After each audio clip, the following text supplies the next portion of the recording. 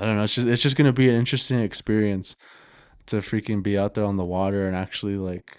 I feel like we should be paying you to guide us. Like, you know what I mean? It's You like should. As a matter of fact, you should be. Podcast, I believe, or some type of social called Drums or Flats. Hey yo, what's up? This is Sterling from Drums or Flats, the podcast. This is Hunter, Simply Orange. Let's go. We're boneless. I'm not a boneless guy. We're here for the premiere of Rooted Waters Boogie Yellow Lodge, bro. Like, damn, that's crazy. McDonald's and Panera Bread, ladies and gentlemen.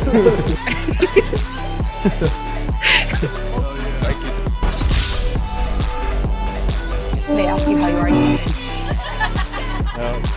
Shout out that dude from the longest yard. Hell yeah, we're back. Drums or Flats, the podcast. Keeping it old school, taking 3 months between episodes. We got a special guest back. After about a year, we're welcoming back the Uncivilized Outdoorsman's our friend Vidal Gonzales. Let's go. What's up, Hell guys? yeah, add cheering sound effect. Good to be back. Hell yeah, how you been, Vidal? Been good, man. Just busy. You know how it is. Going 1,000 miles an hour. Yep.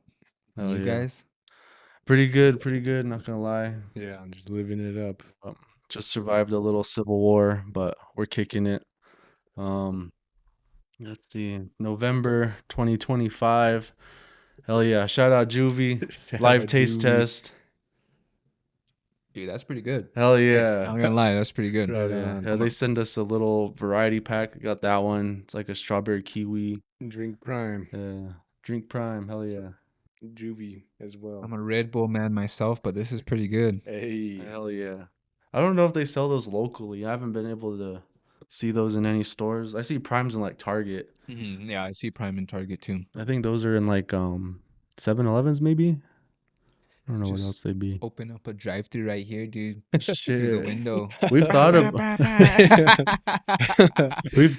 it. My grandpa had a little plaza shop over here, and my cousin keeps talking about opening up like a little like 2-day burger stand every week. Yeah. We're calling it like Andy's Burger Shack or something. Yeah, my great grandma, where I live now, she used to have like a little shop and sell burgers and stuff. So everyone's always tells me, yeah, your great grandma Rose always used to have good burgers and used to go over there and blah blah blah blah. I was like, oh dang, cool. Damn.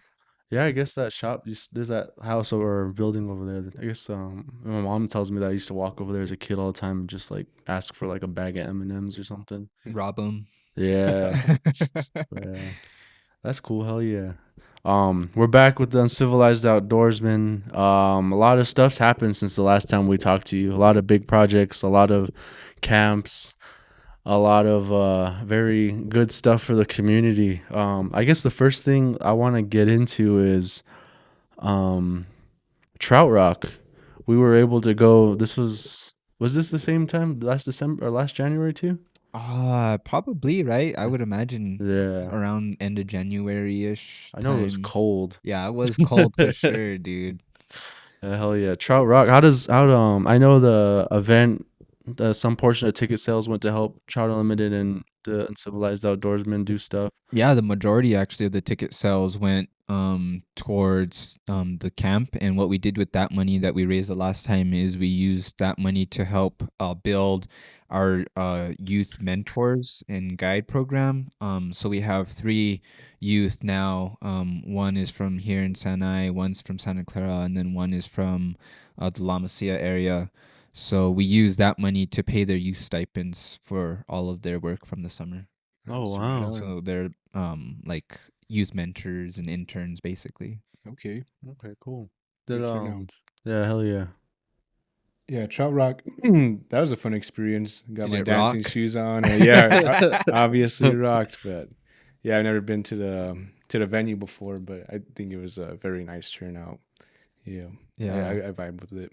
Yeah, I've been to that venue one other time to see Jacob Shihei, and it's pretty cool venue for sure. Yeah, I had no idea it was that big. I know it doesn't look like that big from the Yeah. outside, I huh? didn't even know there was a big old parking lot in the back. I Cause I know. was stressing when we were on our way. I was like, where the fuck am I gonna park? Like side of the road, someone's yard or something. And then that's when it was like parking. And then you go back there and you're like, holy shit, there's a whole bunch of people. Right now. And then that was cool. What about what's his name? Ray. Did you Raymond? did Yeah, you yeah. just reach out to him and ask if he wanted to be a part of it or Yeah, so he's always our caterer for the youth camps. So I reached out to him and said, "Hey, we're doing this fundraising event. Would you be interested in perhaps like working it out to where some of the proceeds would go to the camp or something like that?" So we're able to work it out with Tumbaroo because they kind of do like a cover charge for the food truck. So instead of doing the cover charge, what they did is that funding just went straight to the program. So it was kind of just a cool partnership between Trout Unlimited, the Truchas chapter of Trout Unlimited, the Uncivilized Outdoorsman, Menko, and then Tumbaroo Brewery. So it ended up working out for everybody. yeah, hell yeah. Yeah, his fry bread burger was pretty fucking good, I ain't gonna lie. It was a good eats. Dude, I think anything he has is fire. Yeah, my girlfriend tried the what's it, the powdered sugar fry bread too. Oh yeah, With yeah. I think it had like strawberries and stuff on there. strawberries. Dude, that Yeah. was good as Yeah. hell. I had that too. This is the first time I'd ever tried that. I was like, damn, this guy's cooking. Fuck funnel cake, bro. Fucking fry bread with strawberries and whipped cream. That shit was pretty good. Dude, he does it up. Yeah, I'm excited. It'd be cool if he does like a special menu type of thing for the night, but we're hitting him up for the next trout rock that we have coming up in the planning. So Oh damn. Hell yeah, that's cool. Yeah, Chef Ray, shout out Manco, local food truck in the northern New Mexico area. Sometimes I know he goes down south for events and stuff. The first time I met him, I think we were in a youth group with your dad and Yeah. invited me on, and that was going on most with Tail Women United, and he came and did like a demonstration for us with like food, and they taught us how to like I don't know what we We're made. just like chopping it up. We were just Yeah. learning. Just like I don't know what the how to hell we cook up, made, like bro. a certain meal. Yeah, And like we fed our we fed our parents parents. and Yeah, aunties, caretakers, whoever. But yeah, that's you, cool. pretty cool event. yeah. You freaking pulled up with like watermelons, and he fucking carved the watermelon to look like a cosa. They fucking had corn husks in the fuck for the things too on Maybe everything. we'll bring out that picture. Oh, do you have it? Track it down. Yeah. Yeah. Yeah, if you have it, just put it right here. We can throw it up. But yeah, that's the first time I had met him, and then I think he had taken me snowboarding one time as a kid. I think he and my mom are good friends. Oh, okay. But yeah, and then now I think I had seen it's been like a few years now, right? He's had Minko. Yeah, it's been a few years now, and I think they did. I saw him on the news or something like that. Something's flying around. I think he did a documentary too as well, or was part of a documentary. Oh, right. He's doing a lot of cool stuff It too, was like I think it was like a northern New Mexico or New Mexico like traditional meals. native foods type of a deal. Yeah. Yeah, it was pretty cool. Oh I'll damn! have to check it out. Hell yeah, that's cool. Yeah, I know. There's a lady in the Pueblo that used to have a food truck too. I don't know if you ever heard of it. Sayaz fry bread and tacos. I didn't get a chance to try it, but I remember hearing about it. Yeah, I never had it either, but I heard everybody was always. I know one of their staples was the cut up Indian taco. They just sliced up the fry bread and just threw it in there like a Frito pie with cut up, basically like a Frito pie, I guess. but with fry bread. Yeah, That sounds pretty good. Then I don't know what the heck happened to it, but it's been like a couple years now that it's been gone. I believe so. Yeah, Hopefully, it can make a comeback. Yeah, maybe drums or flats or something. Be like, here's $100 to see if this helps you start your food truck again. Dang, I don't think that would even buy anything nowadays, bro. Damn, I was telling this. We went to Albertsons last night to go get some stuff, and we needed ginger ale, so he bought a 12-pack of Canada Dry, and we were looking at the price tag, and it was like what, like $10.99 for the 12-pack. I was telling him that when I first started at Smith's, like 2 months before COVID happened, that the 12 packs were 4 for $12.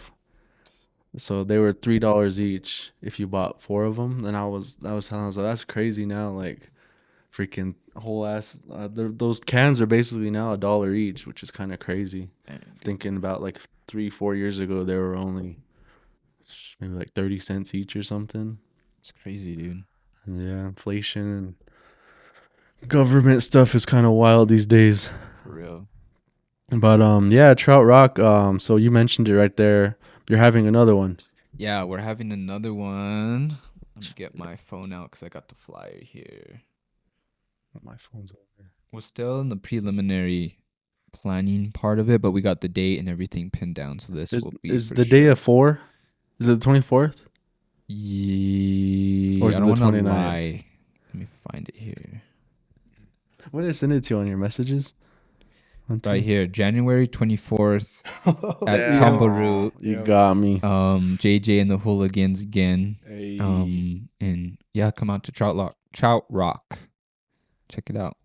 Yeah, I sent it to this guy and I was like, hell yeah, January 29th. Because that looks like a 9. It looked like a 9 to me. He's like, nah. So he texts back. He's like, the day after feast is crazy or something. And I put, nah, it's like a whole week after feast. What are you talking about? And he was like, nah, that's a 4, bro. On my mama, that's a 4. I was like, what? And so then I was like, I guess it's was it Friday night? Is it Friday night? No, it's Or a Saturday. Saturday? It's a Saturday. Saturday night. Yeah. Yeah. I was like, I When's your guys' guess. feast? The 23rd. 23rd. Dang. Yeah. But I was like, that's all right. This year, this coming feast, our side's dancing Comanche. So it's not going to be as much. Yeah. So I was like, oh, we'll be fine. Probably just a little sore in the calves or something. Sore in the throat. Yeah. Oh, shit. That's funny.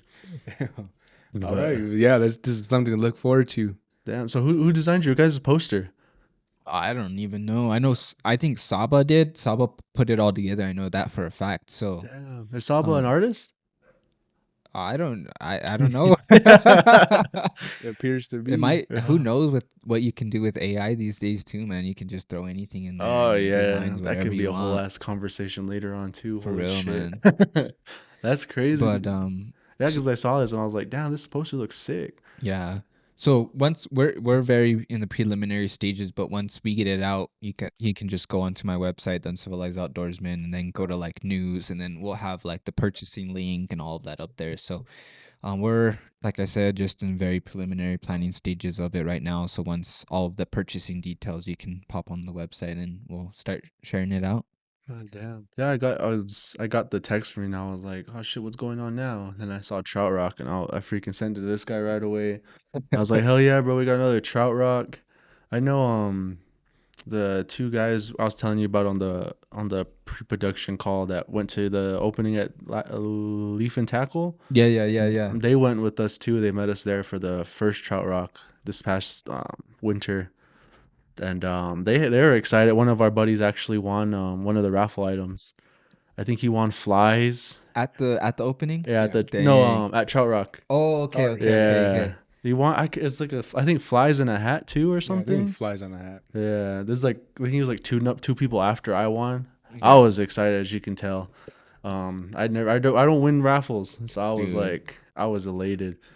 I never win raffles at all. I think the only raffle I've ever won. No, actually, I'm lying. I won 2 raffles. One was at the day school. They had like a 6th grade whatever because they're leaving to wherever they want to go after that.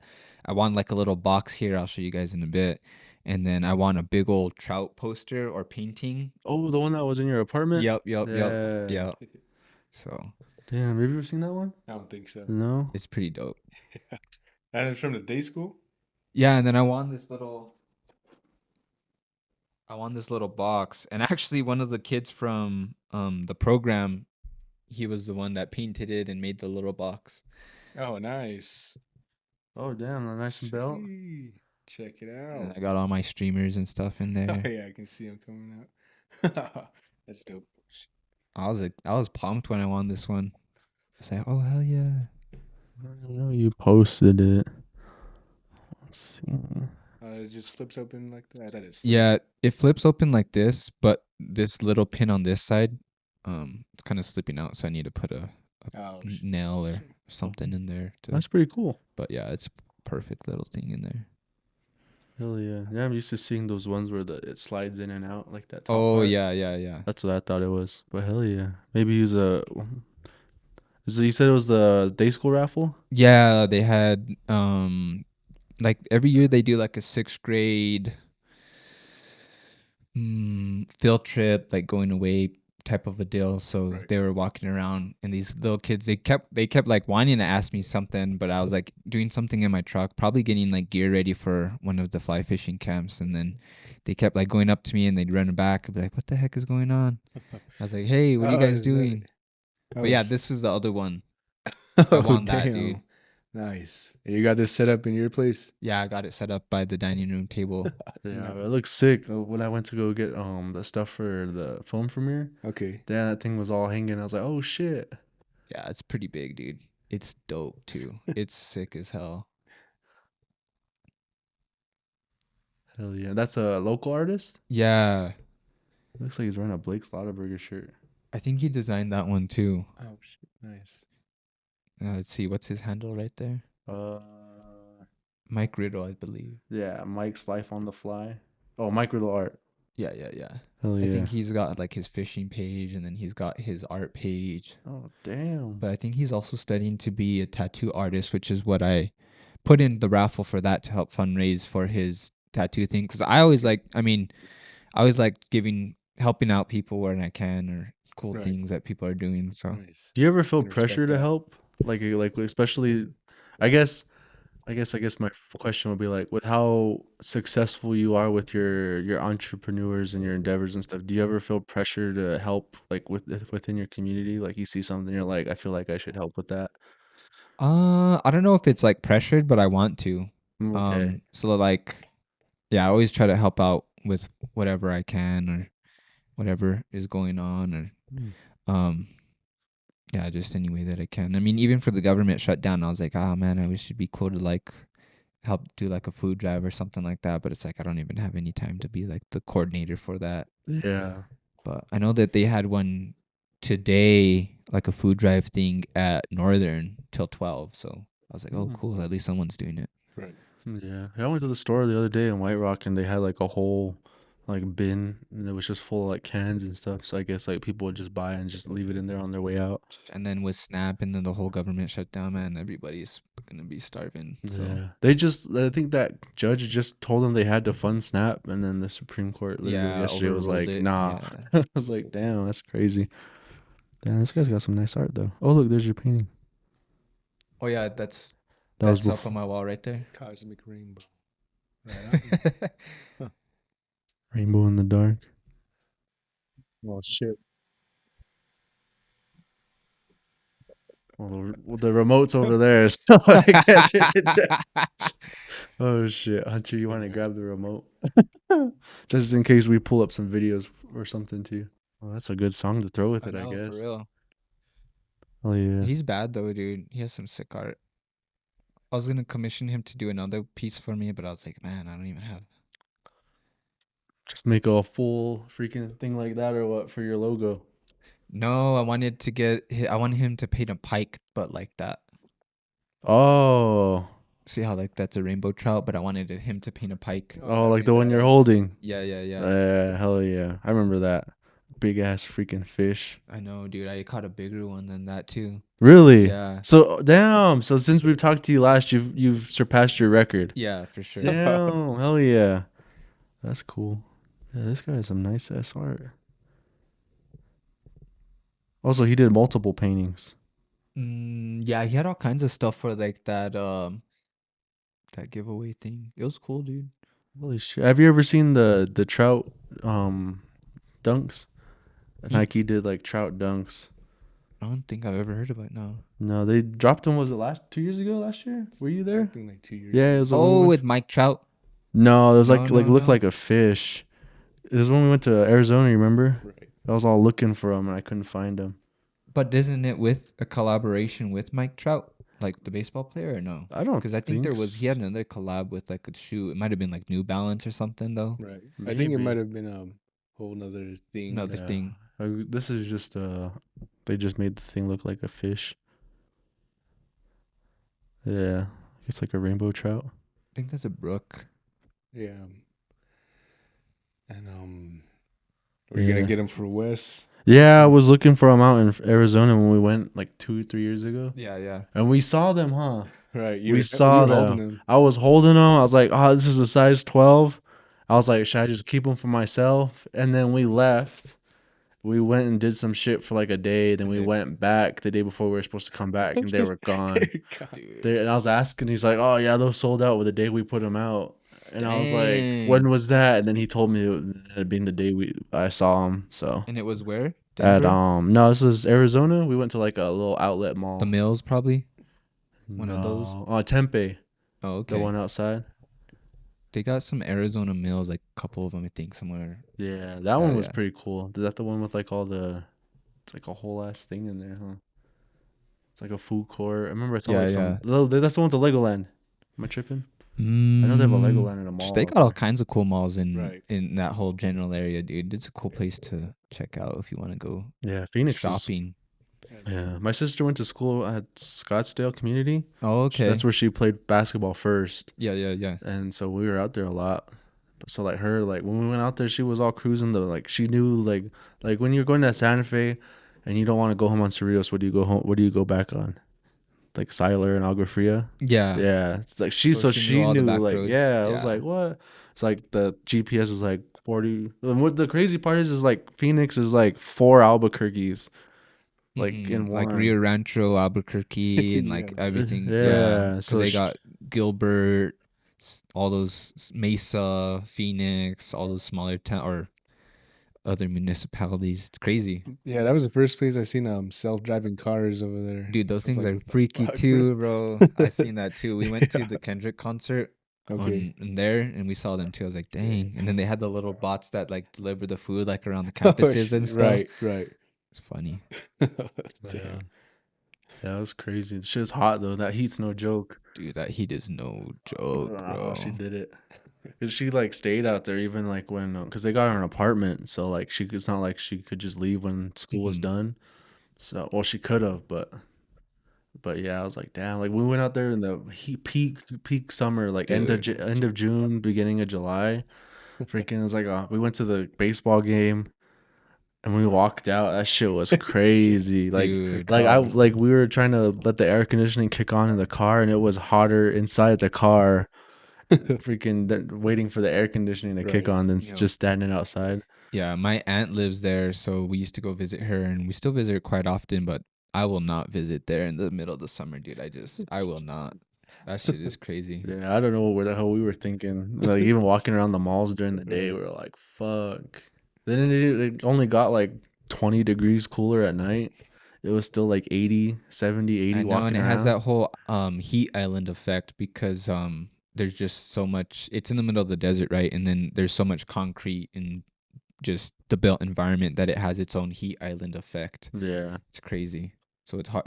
It's harder to cool it down than like if it was just rural, Yeah. Okay. undeveloped Damn. land. Holy shit. So it stays hotter longer. It's crazy. Mhm. And then all the pools that are there, because it's so hot, it creates its own storm and its own weather pattern. So like from all the pools and stuff, it'll like make its own little rainstorm and it'll rain in like another little town over. Oh, really? Yeah. Damn. It's crazy, dude. It's I crazy. didn't realize how many pools are over there. Yeah. Oh, hell Yeah. Damn, that's great. Shit, well, some of those houses are all huge too. Yeah. All the golf courses. Shit, there's all kinds of golf courses over there Dude. too, man. It's crazy. Just It's down- a crazy place.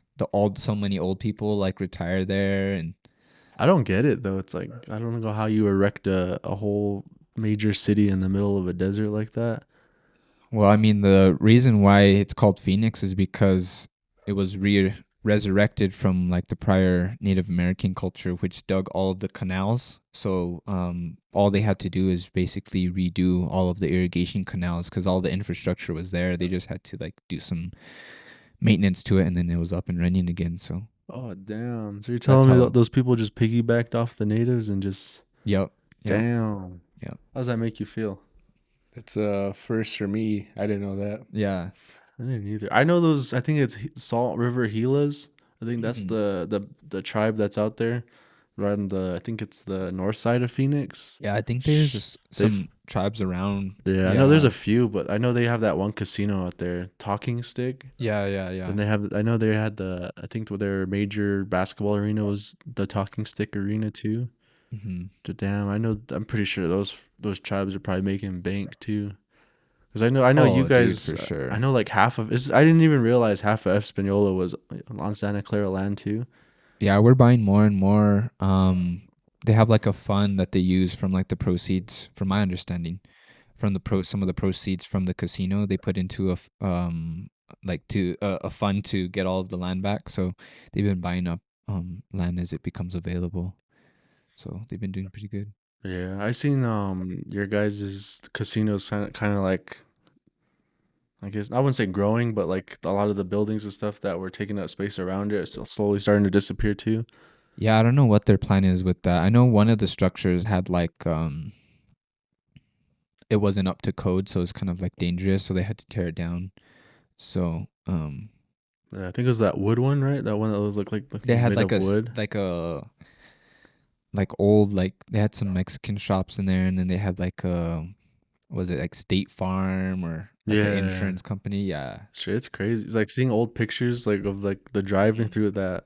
Was it Riverside? It's like, damn, Hmm. bro, it looks all different. It would be sick if they did like develop that whole area into like multi-use, for like on the bottom you had like coffee shops or like smaller type of a deals, and then like maybe on the second floor you had business, and then on the top floor you had like rentals and stuff. That'd be sick if they like redeveloped that whole area. But yeah, that's just my planning mind going into Yeah. effect. Yeah. Yeah, well, I think when like you guys, when like especially you guys in like Milwaukee, how you guys' tribes are like bordering like I wouldn't say a major city, but like I guess a travel hub at the same Yeah. time. Like you guys have a lot of opportunity for like development and everything. Yeah. Like Milwaukee, they got BTR. Cities was there before BTR, but like I know that they barely started that RV park. It was only like maybe 10 spots, and then now you look at it and I it looks know. like it's never empty. Right. Then now they're expanding it. So it's like there's a lot of opportunity there for you guys too. Because I remember one time I was just looking at maps on Apple Maps, and like you see the Pueblo boundaries, and I was like, what the hell? I didn't know. Like I didn't even know. I think Northern's on your guys' land too, on your reservation. Or Well, it prior was, but it's no longer owned by us. But yeah, it's within the four square leagues. yeah. And then like I think Dreamcatcher isn't that on Yeah, we yours own too? that too. Yeah. Yeah, I had no idea either. I was like, what the hell? Yeah. Yeah, and then like Black Mesa Golf Course, I had no idea that was your guys' Oh too yeah, for until sure. like maybe a few before I graduated. I was like, what the hell? Yeah. Santa Clara owns this place too? And it's supposed to be like a really professional, like top rated, like one of the most difficult golf courses in the country. Oh shit! You ever golf it? Do you like to golf? No, I'm not really into golfing. My cousin and my uncle, they like to golf, so they'll go, I guess, play golf and mess around and putt or whatever it's called, Hmm. do drives or whatever. Right on the range. Yeah, yeah. You guys golf? Nah, I top golf. But I don't golf. That's pretty funny. Yeah, I know. We used to go there as the summer program just to hit like on the driving range or whatever. Yeah. But after that, never really wanted to go to like a golf course or anything. I know a few of my friends will be like, "Oh, I'm on the range today," and then still like have like the geotag Black Mesa Golf Club or whatever. So I know it's pretty popular. Yeah, sometimes we would go, like in the summer times, we'll go over there to the golf course, and they have like a little cafe, and we'll grab some food and just hang out there because it's a cool little spot too. So we'll Mm. just go there for like a lunch or something. I don't remember what that place looks like. I haven't been there quite some time. It's pretty nice, dude. Pretty dope. And They should develop that Serpent ranch that we got back. There's like a pond there. It'd be sick to develop that into like a bass fishery. Serpent Ranch. Yeah, it's like right across. So it's in like La Masia. If you want to bring up Google Maps and like go down that road. Serpent Ranch. Oh, going towards It's like right by like you. It's pretty close to Black Mesa too.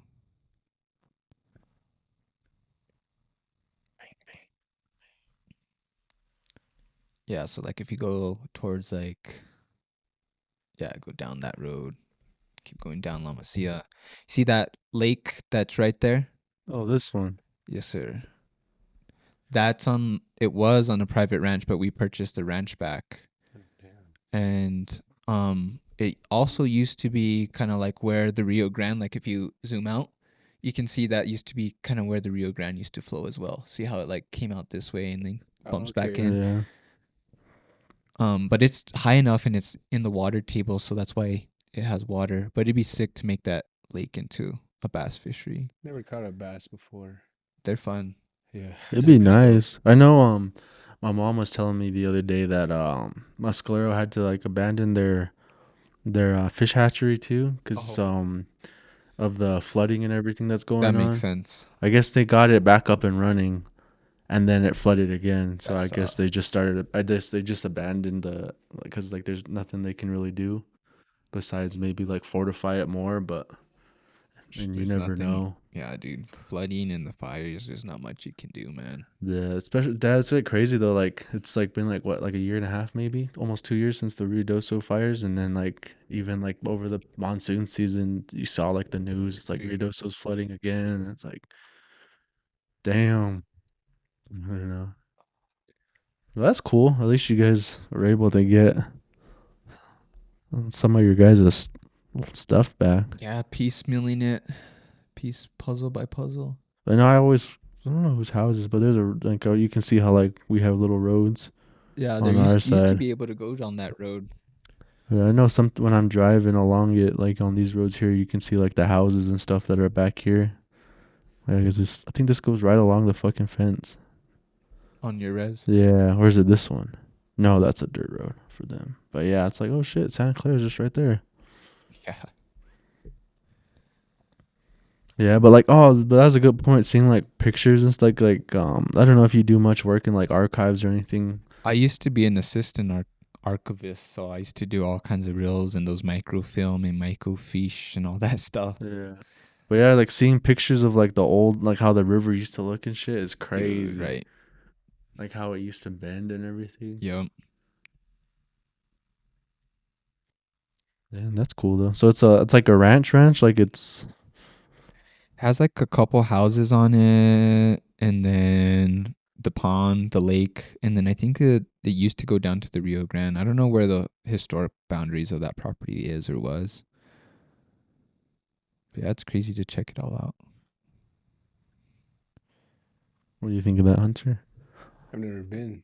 What do you I like a nice little layout. What do you think of your Pueblo starting to expand its portfolio of real estate? I say keep striving. Oh yeah, well, that's cool. I think in this economic and capitalistic world we're living in, it's important because I mean you never know when the government could, like with the administration that's in there right now, when they could just be like, nah, we're cutting all your guys' funding and your grants and stuff that you guys are normally used to getting. So I think it's important that we start to. The only way that will ever be totally sovereign, quote unquote, is if we have our own economic system and we're free from any strings attached from the federal government. Yeah. And isn't there like China's buying up some US land? I think they're buying up a lot of real estate or Yeah, something. a bunch of people, dude. Even like JD Vance and like there's a group of them. They're part of like this company that I think they're all like shareholders essentially. And they're buying up all of the farmland that's been going up for sale because the farmers, they're just with all the tariffs and NRCS grants being cut and just they're in a real bad dire situation. And then now they're going to be importing beef from, was it Argentina or Brazil? Yeah, Argentina. So yeah, those people are hurting. But yeah, that company's just going up and buying up a bunch of old foreclosed or foreclosing farmland all over the nation. So it's getting pretty crazy. We're seeing our world go into an oligarchy and monopolies building. So it's going to be crazy. Yeah, I seen something along the lines of like this on I think there's this Chinese lady and like she had a Asian boyfriend in Michigan, and like they would try and sneak this fungus through out the airlines, and like that certain fungus will like if she got it far enough, it could like destroy so much farmlands for the U.S. and shit, because I think the fungus would spread out through acres of farmlands, and like all the cattle would graze on that, and it would like spoil meat or spoil whatever, give them diseases. But Yeah. they just somehow tracked that down and just prevented it. But I guess it could have gotten pretty bad if that fungus were to get out there and pollinate and whatnot. Yeah, dude, for sure.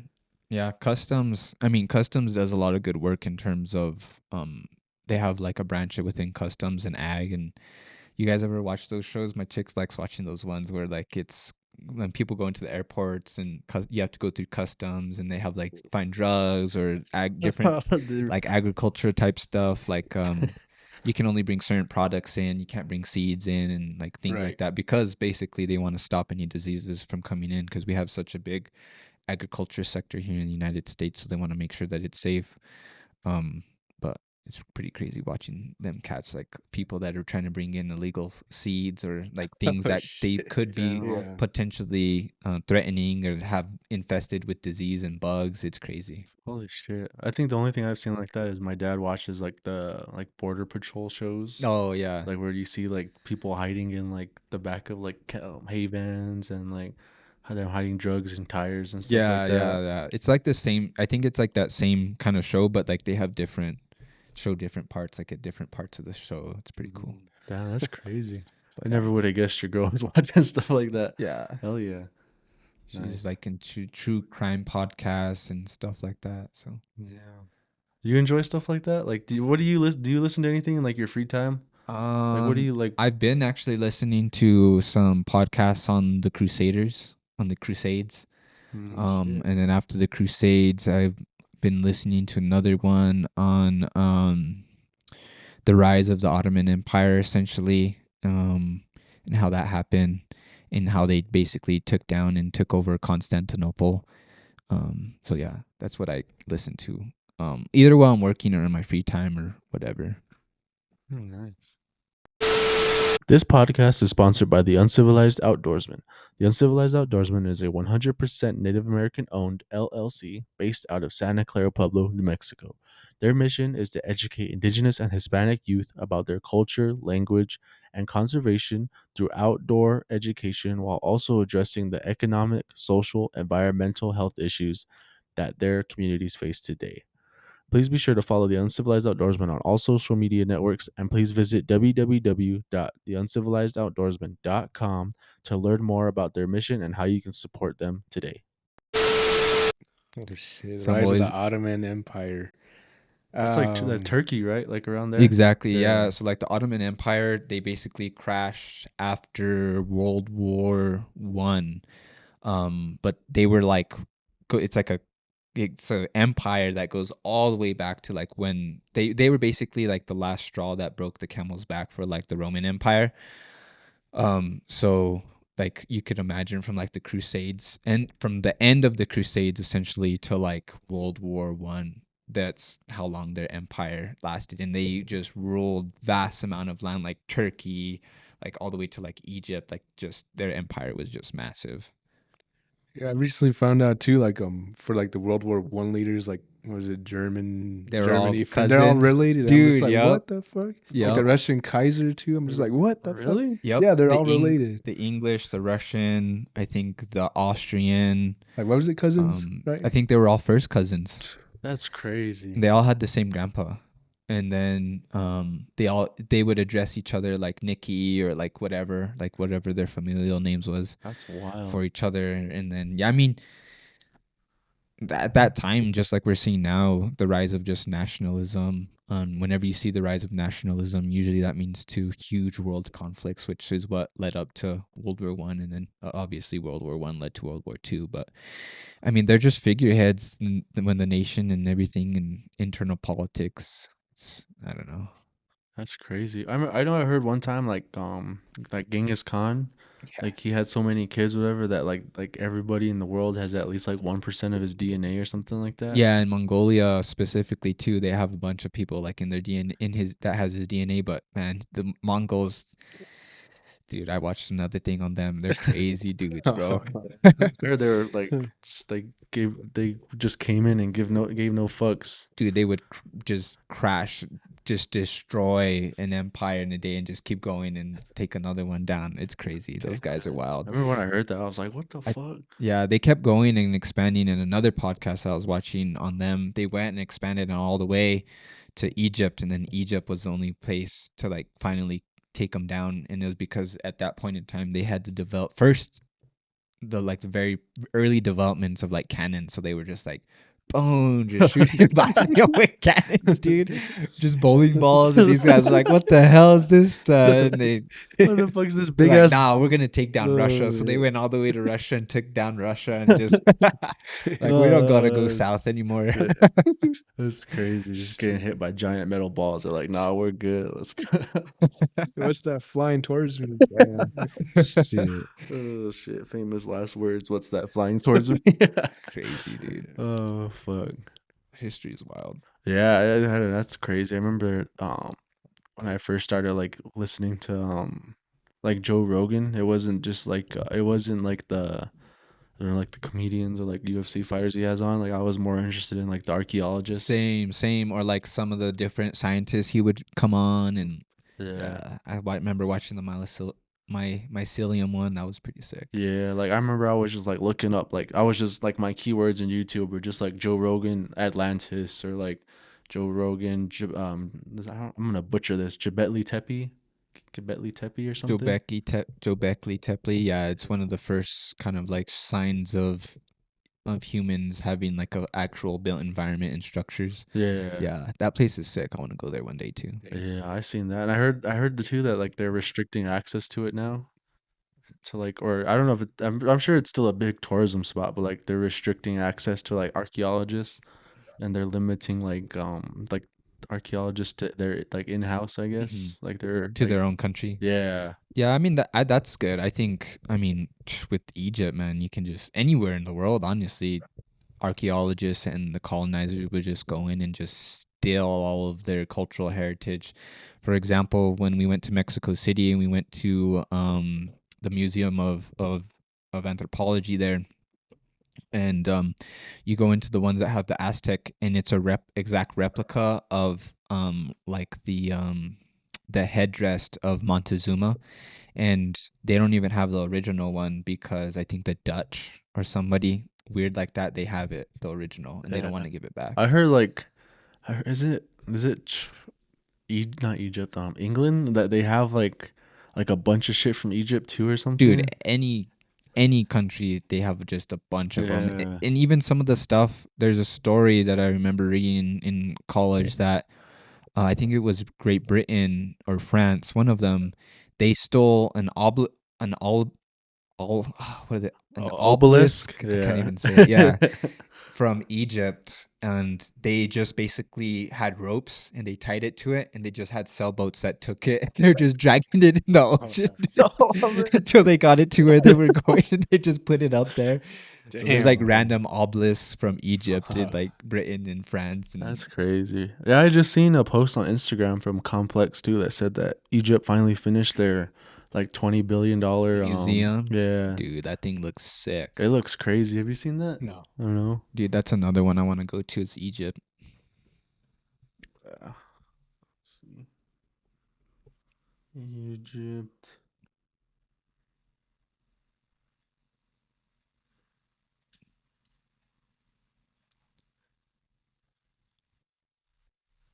Yeah, it's like 20 years or something. It took them like Dude, 20 it's years. taken them forever. And the cool thing about this museum is a lot of other museums, like if they had paintings or like different type of like fibers or like weavings, you can't really have it open to sunlight because it starts to deteriorate it from like the UV. But like all of this type of stuff, it's not really going to get deteriorated. So they were really able to be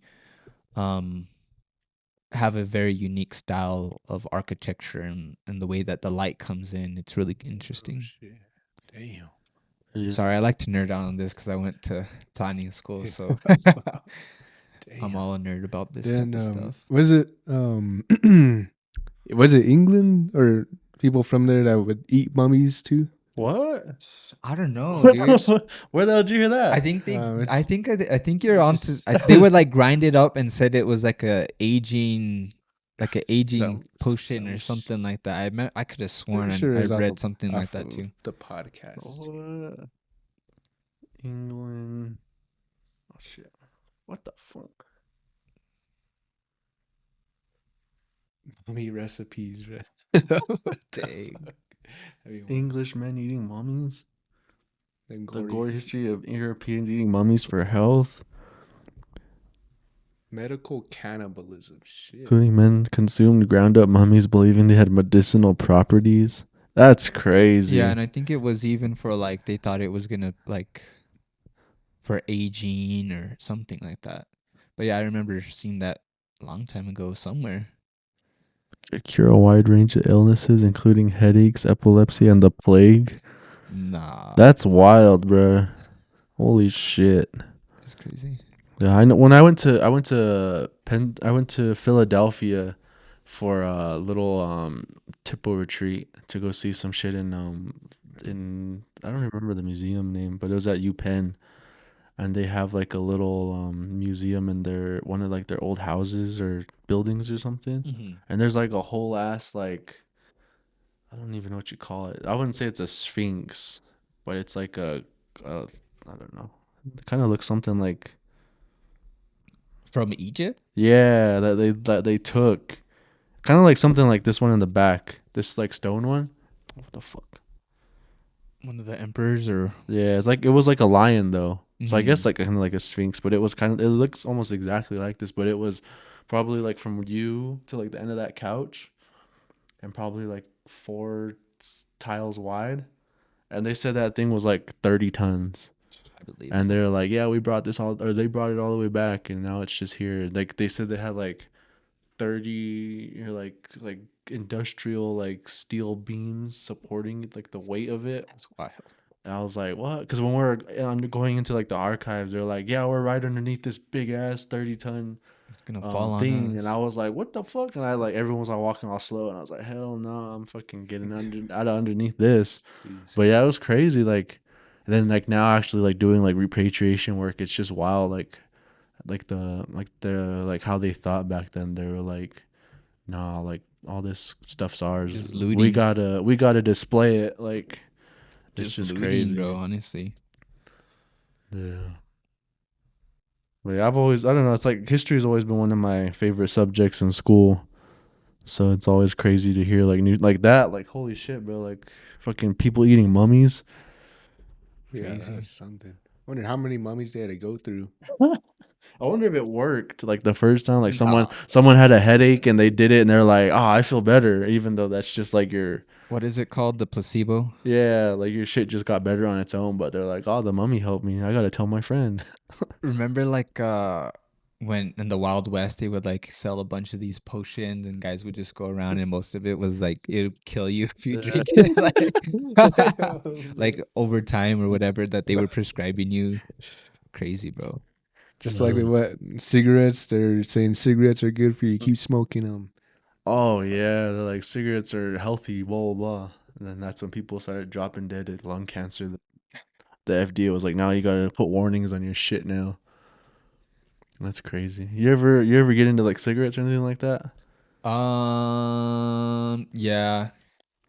I mean, mostly what I've been when I get super stressed, sometimes I'll get some of the tobacco that I grew, my native tobacco, and I have like a little pipe, and I'll take a little bit of my native tobacco. That's good. I'm seeing a lot more people in the Kiva rolling their own cigarettes from the like Indian tobacco and stuff. Yeah. And that's what they're smoking a lot more. Dude, But the first time I hit mine, I threw up, and it's strong, bro. Damn. It's strong. It's super duper strong stuff. Yeah, I think we had like a Kiva meeting one time, and there was a guy, and he's like, I got this shit from a guy in Laguna, and he was all rolling cigarettes for guys. Yeah. And I remember one dude took a hit, and he was like, the fuck, damn, that shit's crazy. And we're just laughing. Dude, it's strong, bro. Yeah, but I mean, I don't know. I guess if people have to smoke, I'd rather it be like natural, Yeah. like what you grew, what other people grew. Yeah. 'Cause it's like I remember those presentations in like elementary school and stuff where they bring in the I know the freaking longer, display yeah. thing, and it's like this is what's in the cigarette, and you got like fucking all Oh. that stuff in the model, I know. and then they show you like this is a healthy lung. This is somebody who's been smoking for 10 years, and you're like, what the fuck? But then like I mean, there's still people don't listen or whatever, but Yeah. but like it's also like stress and shit too. Yeah. But that's cool. I don't know. Do you smoke? No, No. maybe just for like around feast day and all that, but not really. Peer pressure? Do you feel like you have to? That's a good question. No. No? You're just like, oh, everyone else is doing it? Yeah, get that sohua going. All the old people back in the day, they used to drink it. I mean, drink it. They used to smoke it like on the daily, like every morning or afternoon, and those guys lived to like 100 something. Yeah, like it's funny because like alcoholism is like a big problem like anywhere, especially in the pueblos. But like my grandpa, he passed away last year, but like he was like every time I went over, like, well, not every time, but like he was like sometimes I'd see him, he'd have like beer cans, empty beer cans next to him, and he liked to drink, but like he lived to be like 80, 47, about 80, I believe, almost 80, 78, almost 80, something around there. And like some of my cousins are like, oh, grandpa was drinking like a 12 pack, a couple 12 packs every week, and he lived to be this long, I'll be fine. And it's like, I don't know about that, but I like, don't know if the math is massive, yeah. but So I was just like, all right, whatever. Yeah. And it's all like, but yeah. But I think also those old people, they would, man, they had hard lives. They were working every day of their life, you know. Yeah. So, no, They weren't just sitting around eating McDonald's You're right. yeah, that's true. It's like and nowadays. drinking these things and Yeah, like they weren't fucking drinking Prime. Shout out Prime. It'll help you live longer. dang. Juvie too. But yeah, like I don't know. It's like sometimes you think like you see pictures of like your ancestors and stuff. They're all fucking skinny and like damn, all you guys were eating was what you grew. And now it's like my little cousin lives here now, and sometimes I'll get home from work or something, and he'll be like, "Take me to Taco Bell or what?" Or like I'll go buy it, like give me a ride or let me use your truck to go buy us McDonald's, and it's like, shit, yeah, I guess, man. I don't want to make anything right now. You know what I mean? So Mhm. it's just convenience. Yeah, and that's a big thing for me too. Is like, I mean, I'm a big game hunter and all that stuff, and I mean, I like to.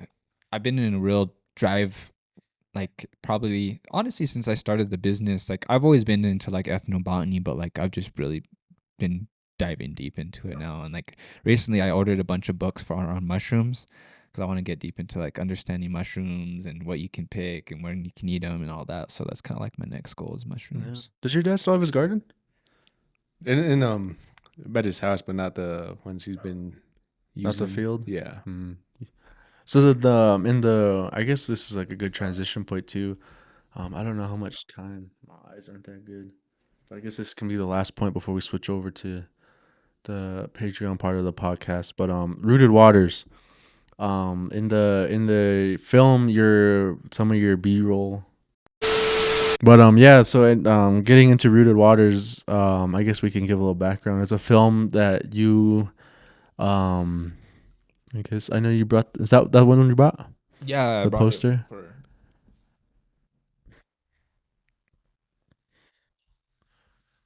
Hell yeah! Shout out Rooted Waters. So go. Rooted Waters, a film you guys debuted over the past year in collaboration with Trout Unlimited, Four Corner Stories Productions, and director editor Tristan Shee. I guess how did that come into fruition? I know you had said in the last interview we had with you that a short documentary or whatever was in the works or whatever, or not whatever, but was in the works, and you guys were in the early stages of planning out when you guys were going to shoot it and stuff. So I guess like how did that whole process come about?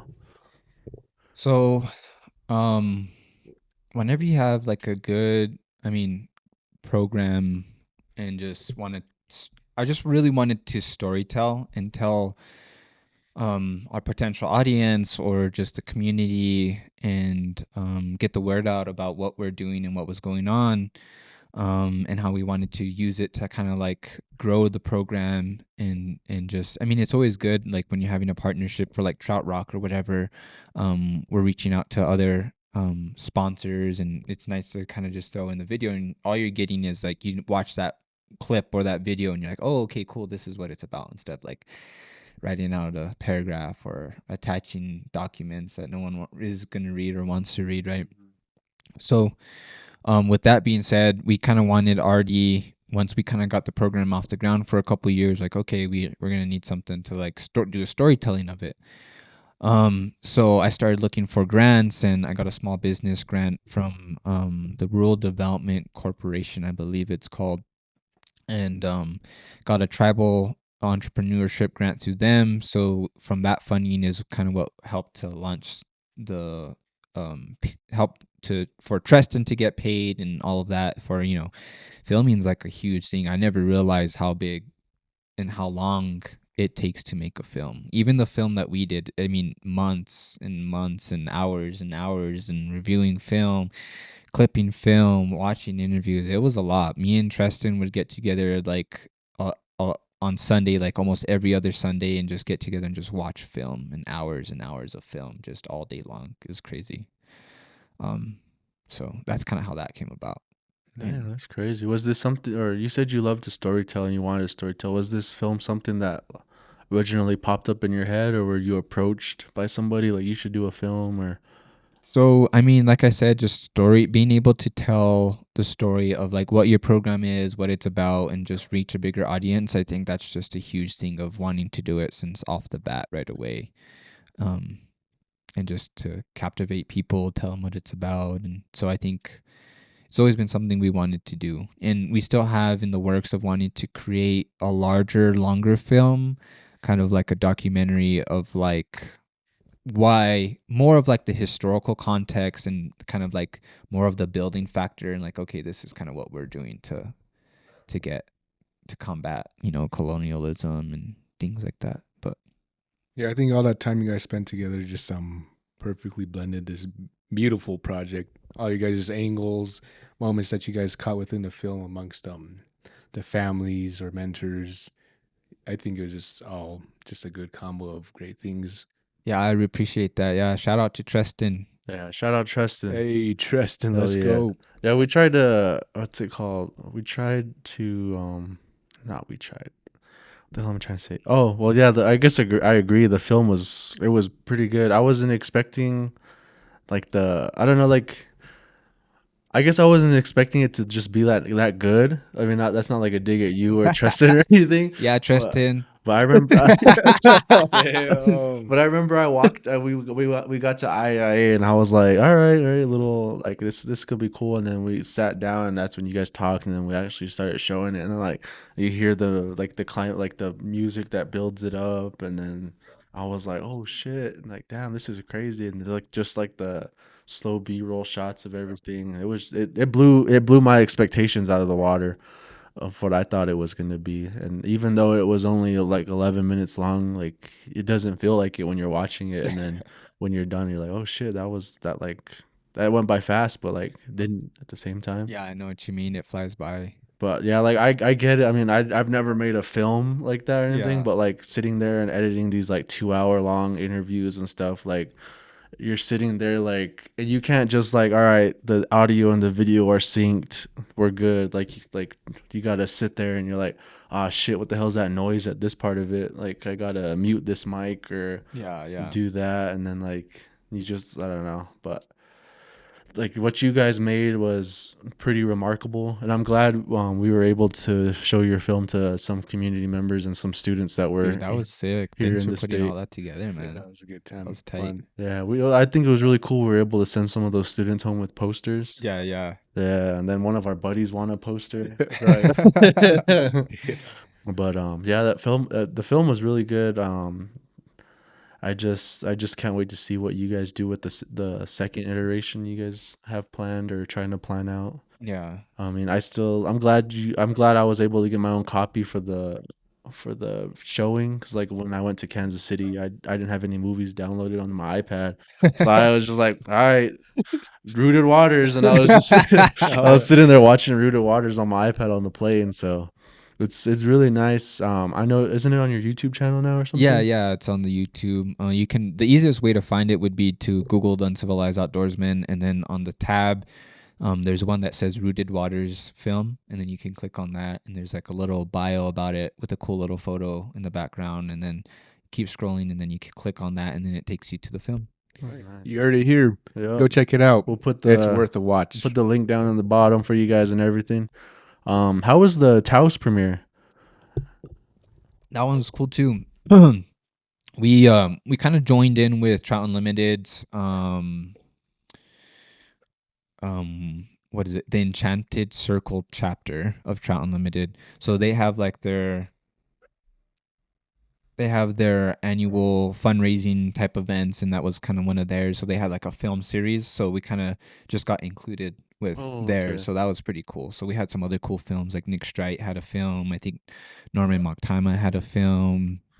A bunch of other people. So it was cool. Oh, okay. So you guys were like in a lineup? Yeah, we're in the lineup. Oh, that's cool. That's not too bad. Do you guys keep any like deleted scenes? Yeah, do you guys have a blooper reel or anything? I don't think we do, but man, there's so much film. There's like hours and hours and hours of film. Like it's crazy. Right. It's so hard to, because I mean, this one's kind of really trying to condense it down in what could have been like a 45-minute film, right? Okay. And we had like some elders talk that we really wanted in there, but it was like you had to pick and choose to just like Right. this theme, this idea, this topic.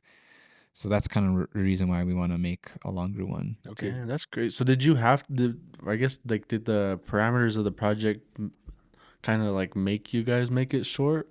Or could you have made it a little longer if you wanted to?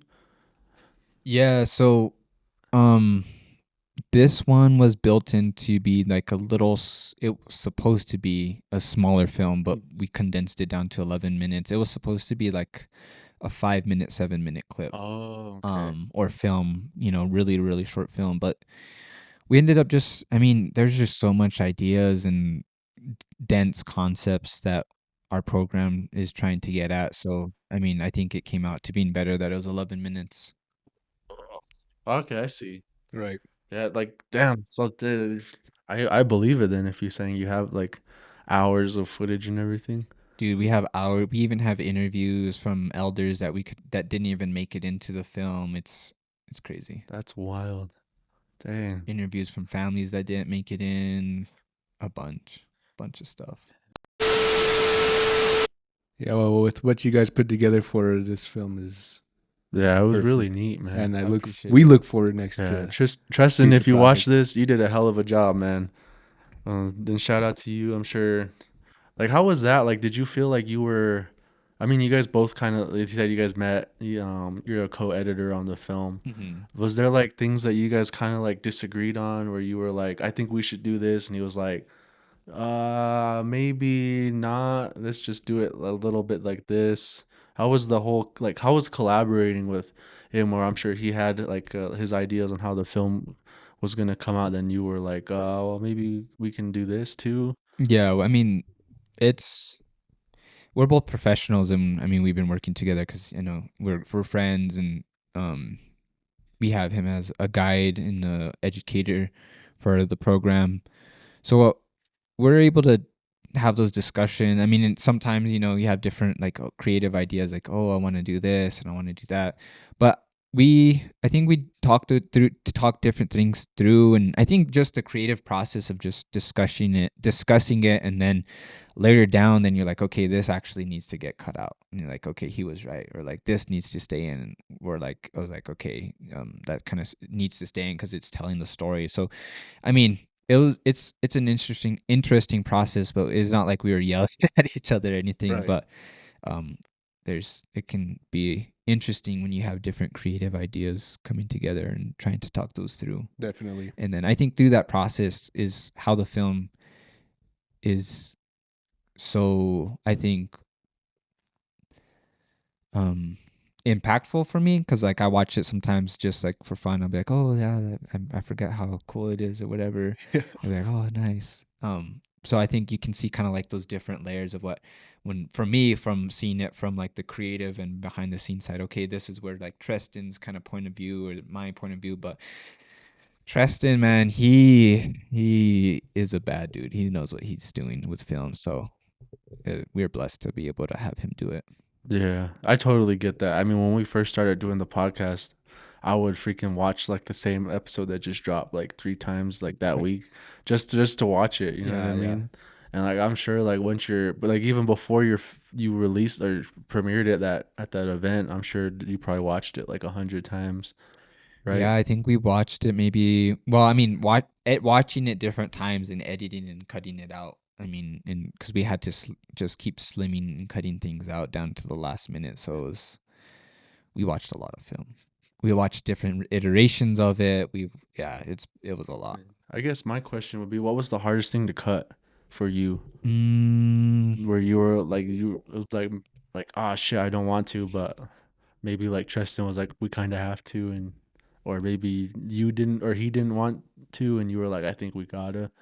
yeah, the hardest thing to cut out. We interviewed Matt Walter Dashno, and he's just an incredible individual. I respect him a ton, and he had some really great points that we had to just cut. It came down to just a time constraint, and it was a really great part of the storytelling. And yeah, that's why we want to do a larger, longer documentary. Damn. You got a question? No.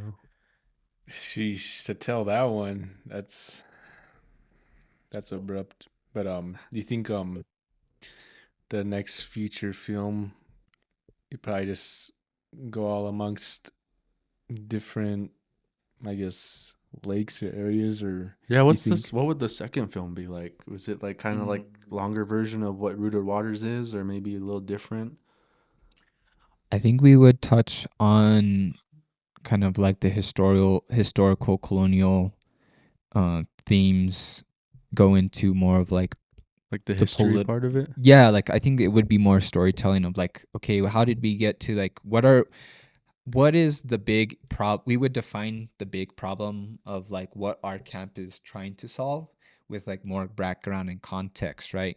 So like the political issues, the economics, the historical, the colonial, all of that storytelling, and then weave that into like, okay, well, this is how we're trying to fix it, and this is the camp, right? I see. okay, Yeah, where you could have like historians get interviewed and stuff like Yeah, that. yep, nice. Yeah, that would be really nice.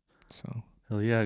Make sure you guys keep your calendars open for 20. I'm guessing we're at like 2027, probably the earliest. honestly, we're trying to look for some funding to be able to stand that up right now. So we're just looking for potential funding opportunities. We had one, but then with all of the cutbacks, I believe the nonprofit kind of had to close that. Kind of like they called it like their art program, and then like diverge those funding into like another one. That's what my thinking of what happened, because they didn't close. They ended up closing that grant, and they're not going to open it for like another year. So we'll see what happens. Well, I think you guys have the right blueprints for this, so looking forward to it. Yeah, thanks. I appreciate it. Hell yeah! I mean, if it's anything like Rooted Waters, it's gonna be really good. Yeah, And then that'll be a nice premiere too. yeah, we're excited to go down that. I don't know. I guess we're already just talking. I guess we just make this whole thing. I don't know if the audience can hear Apollo barking. Shout out my dog. When he knows I have people over, he likes to try and get people's attention. But yeah, I guess we'll just keep going for a little bit and just skip the whole Patreon thing. Okay. Since we're already probably like an hour and a half in. We got you for a little bit longer. So, I guess you want to touch on the Youth Leadership Summit that you're trying to start for next year? So, we're calling it the Youth Leadership Program, and what it would be, is that we would have kind of like all of the older students that kind of graduated from our past programming, and provide a program that would be a week long where we would be going into we would be kind of like camping or going on different field trips and stuff. We would be teaching water rights, we would be teaching land rights, we would be teaching them different history, fire ecology, um basically land management, water management, all of the tools that they need to sustain our cultural and natural resources into the future, and get them thinking critically of how do we protect all of these resources for our future generations. So that's kind of like the program that we're potential or trying right now. We got a one-pager drafted up. We're creating the budget for it, and then we're going to be pitching it to some funders. So we'll see how that goes, but we're hoping to get that going up probably in spring is kind of like our goal. Okay. So like I guess this is just like speaking with like optimistically and into the future, but like ideally in your perfect world, would that be like the focus of the longer form documentary that you're hoping to make? I don't know. I think it definitely would be a piece of it. Or just yeah, like a small piece of the Yeah, I think broader picture? yeah, it'd be kind of like more of like how I was saying, like, okay, we have the problems and then how we're solving the issue, right? So it'd be kind of like on the solving storytelling of it. Oh, okay. Nice. And you have a whole itinerary for this leadership program? Yeah, we're developing it all right now. Yeah. So we have all the program developed and on paper. So now we're just going to be pitching it. And then from there, then we'll be developing the actual curriculum. Just working out the kinks. Exactly. And then from Right on. there, then we'll start developing the curriculum and getting it all fine tuned. Okay. Yeah, it sounds like a program that a lot of youth should be interested in. Yeah. I remember like looking forward to things like that, especially Yeah. getting outside too. Yep, for sure. And then I think for that one, then we would be going to camping out at different places and going to cool field trips. Like maybe one day we're at Chaco or going to one ancestral site, and then the next day we're doing like watershed restoration work, or one day we're fishing or doing fish shocking and cool stuff like that. That would be pretty cool. I've never been to Chaco. I know like the number one complaint people say is that road. Yeah, Like, to get there. the roads are rough to get to Yeah. Chaco. Have you ever been to Chaco?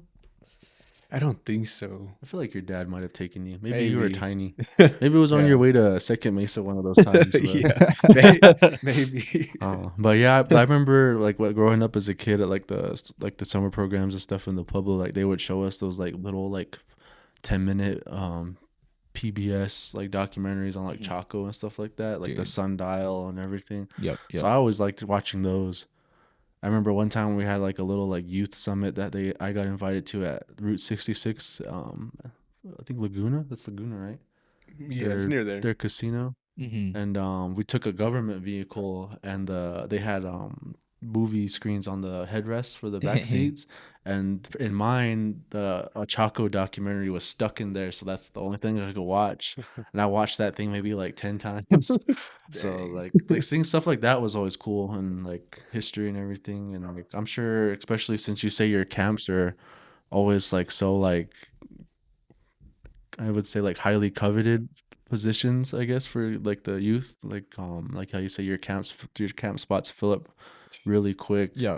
I'm sure something like this, I'm sure like you said you want to bring back like alumni from your fishing camps and everything. Yep. I'm sure you would have no shortage of spots for that. Yeah, I don't think we would either. But that sounds really cool. Like this will probably be like over 2 weeks or like a week or something. Yeah, the one that we're currently working on would be a week. So it'd be a week-long event. Yeah. Even camping would sound pretty cool. Yeah, we'd be camping, we'd be staying different places. So that's the goal. So hopefully we can get funding for it and get it off the ground. Right. Damn. I got you. Everybody else have a Elvin and the Chipmunks playing. You're the only one with Chaco Canyon going.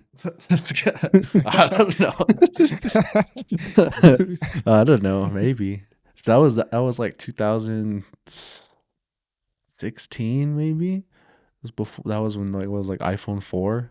It's like around there. So not everybody had like Apple TV and stuff, iPads. Yeah. I think I didn't get my first like smartphone until I was like a sophomore in high school. I still had a flip phone till then. But yeah, I don't know. This youth youth leadership is looking like around end of summer, start of fall.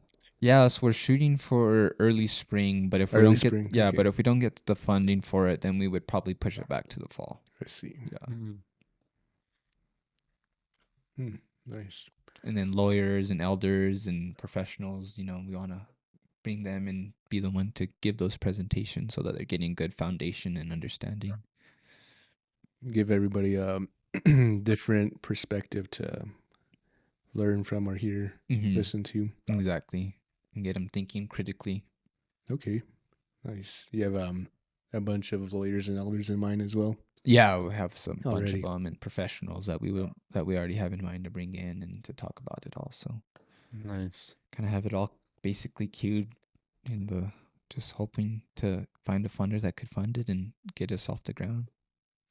Gotcha. Last time I've been camping, I think I went to El Rito or what was it? I don't remember, but I think this was like a year after COVID, and we were playing like a bunch of horseshoes and all that, and we had some of the relatives, they're going fishing in this little stream. But then what I heard is like upstream there's just like this whole hippie camp that was like upstream, and they're just like shitting and pissing in the water, and they're just like, man. oh damn. And You drink the water? they're catching the fish, and they're like, are you gonna eat the fish? Because they kept some of the trout that they caught, but the little ones are throwing back, and they're like, I don't know, should I? But I don't know, I was just like, I wonder if there's a bunch of hippie camps out that just like are out amongst like that, just I guess There's like improperly. I think there's like a lot of disposing. people that just live off the land too. I know we're doing work with that EPU stuff I was telling you about. We meet at like one of the Santa Fe National Forest OHV areas that are out there, and like when you're driving up to it, you just see all those like vans and stuff just like parked along the road, like RVs and everything. So it's like then like even more like you know where the Buckman transfer station is? Yeah. Like even there after the transfer station up until our border, what's that, south of us? There's like just like cinder block homes that have just been like risen up like overnight and stuff like that. That's People crazy. living off grid and everything. Dang. So that doesn't surprise me, like with the hippies and all that. And then like some people just don't care, like they have no respect for like the land that they live on and everything. I know. We just went shooting today on some BLM land, and man, there's just so much trash out there. It's crazy.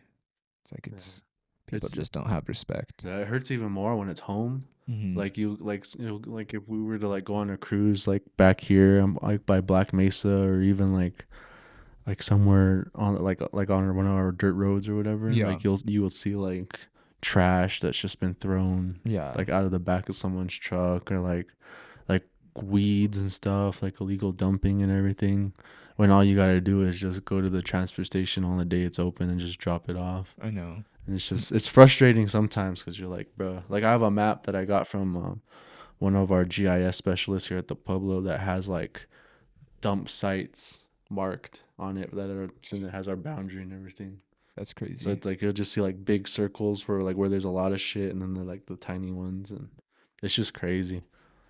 I don't know if you guys have that problem in Santa Clara. Yeah, there's illegal dumping issues on Santa Clara too, especially like on the north side of our border. That border's 31 mile.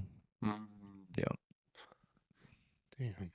I remember going to the transfer station one time with like one of my uncles from over there. I mean, this was like years ago, but somebody just like dumped their freaking like refrigerator out in front of the fence. Like the whole fence is like open, but somebody just like chopped their whole fridge right in front. I'm just like, bro, what? Yeah. That shit was weird. People are crazy, dude. Like a whole ass fridge. That's wild. Then I remember one time too, but this is in Los Alamos, the North Ridge or North Mesa Ridge for the disc golf course over there. I remember there's like trash at each goal where you're supposed to throw the discs in, and like there's like cans like right on top, or just like different type of debris. And I just remember like going to like a few of them, picking up the trash of what I could, and all of a sudden there's some band that just ran up, and they're just staring right at me, and I was like, oh shit. I was just looking at them, and I was like, oh, okay. They just like, I felt like they recognized what I was doing, but I was I was kind of high at the time too, so I was just like really in it. But I don't know. I just felt like kind of discouraged because there's just like so much trash. I'm just like, bro, what are y'all doing? This is some BS. But yeah, I just thought I'd share that. Yeah. Did you ever watch Regular Show? The like a Mm-mm. cartoon I've on seen like Cartoon Network. clips on it, clips of it. There's I've this never one seen it. episode where there's like a deer man. You know what I'm talking Yeah, about? yeah, Where exactly. he like comes in and starts whooping ass because like people are freaking like littering and like in the campsites and stuff like that. And he's like, I'm sick and tired of your kind, blah blah. And he starts like beating up on them and shit, like hunting them down. It's pretty crazy, but like I mean, like I'm sure the wildlife know too. Like, oh, like this guy's just helping clean. That'd be pretty cool, huh? They're probably like trying to communicate with you. Yeah, maybe, or they're just like, what is this fool doing? Or they probably thought you were the guy dropping that Yeah, shit dude. too. What's he doing? Dumping more stuff. Shit. I don't know. It's just crazy though. Like the fact that some people just don't give a shit. It's like my dad does. He's in charge of like the roads in Mhm. the Pueblo. So like he's picking trash and stuff sometimes, and like he's like sometimes the amount of like minis and freaking like what do they call? What are they? Fifths and stuff like that Mm. he finds on the side of the road, even like beer cans, 12-pack boxes and stuff. It's just wild. Damn. It's like, bro, just throw it in your truck or like just fucking. It's just wild. They just people just throw that shit out. Yeah. But yeah, I guess we kind of went off track, but it was a good track. Yeah. Then you want to start an after school program too? Yeah, we want to start an after school program too. We same thing with the youth leadership program. We already have it kind of developed, and we just want to go ask some funders and hopefully get it funded. But with that program, it would go through like different curriculum, like history, colonization, water rights, kind of a similar thing, but more of like towards an after school program. And then on the weekends, then kind of like, or like we theoretically right now we would like to have like a field trip on a weekend, like every month that would link into that after school program. So like whatever they're learning that month, we would go on a full day field trip on like a Saturday or Sunday once a month, and then they could kind of like experience that, what we're talking about in real life. Okay, like a fishing trip on one Saturday, and then like going to like Mayak or something like the next month or something. Yeah, exactly. Like whatever we're learning that day, like perhaps the first month we're learning a lot about like colonization and history and different things like that. And we would be cool to like visit Bandelier or Puya or something. And then perhaps like the next month, if we're learning a lot about water quality or different things like that, then we could go visit like a wastewater treatment facility. And then the next week or the next month, if it's a lot of like water rights, space, and things like that, then kind of visit somewhere that's maybe going under adjudication or that has been adjudicated, and see like a project like what the treatment facility that you guys are putting in to give water to the whole area from the Anmot settlement. So different things like that.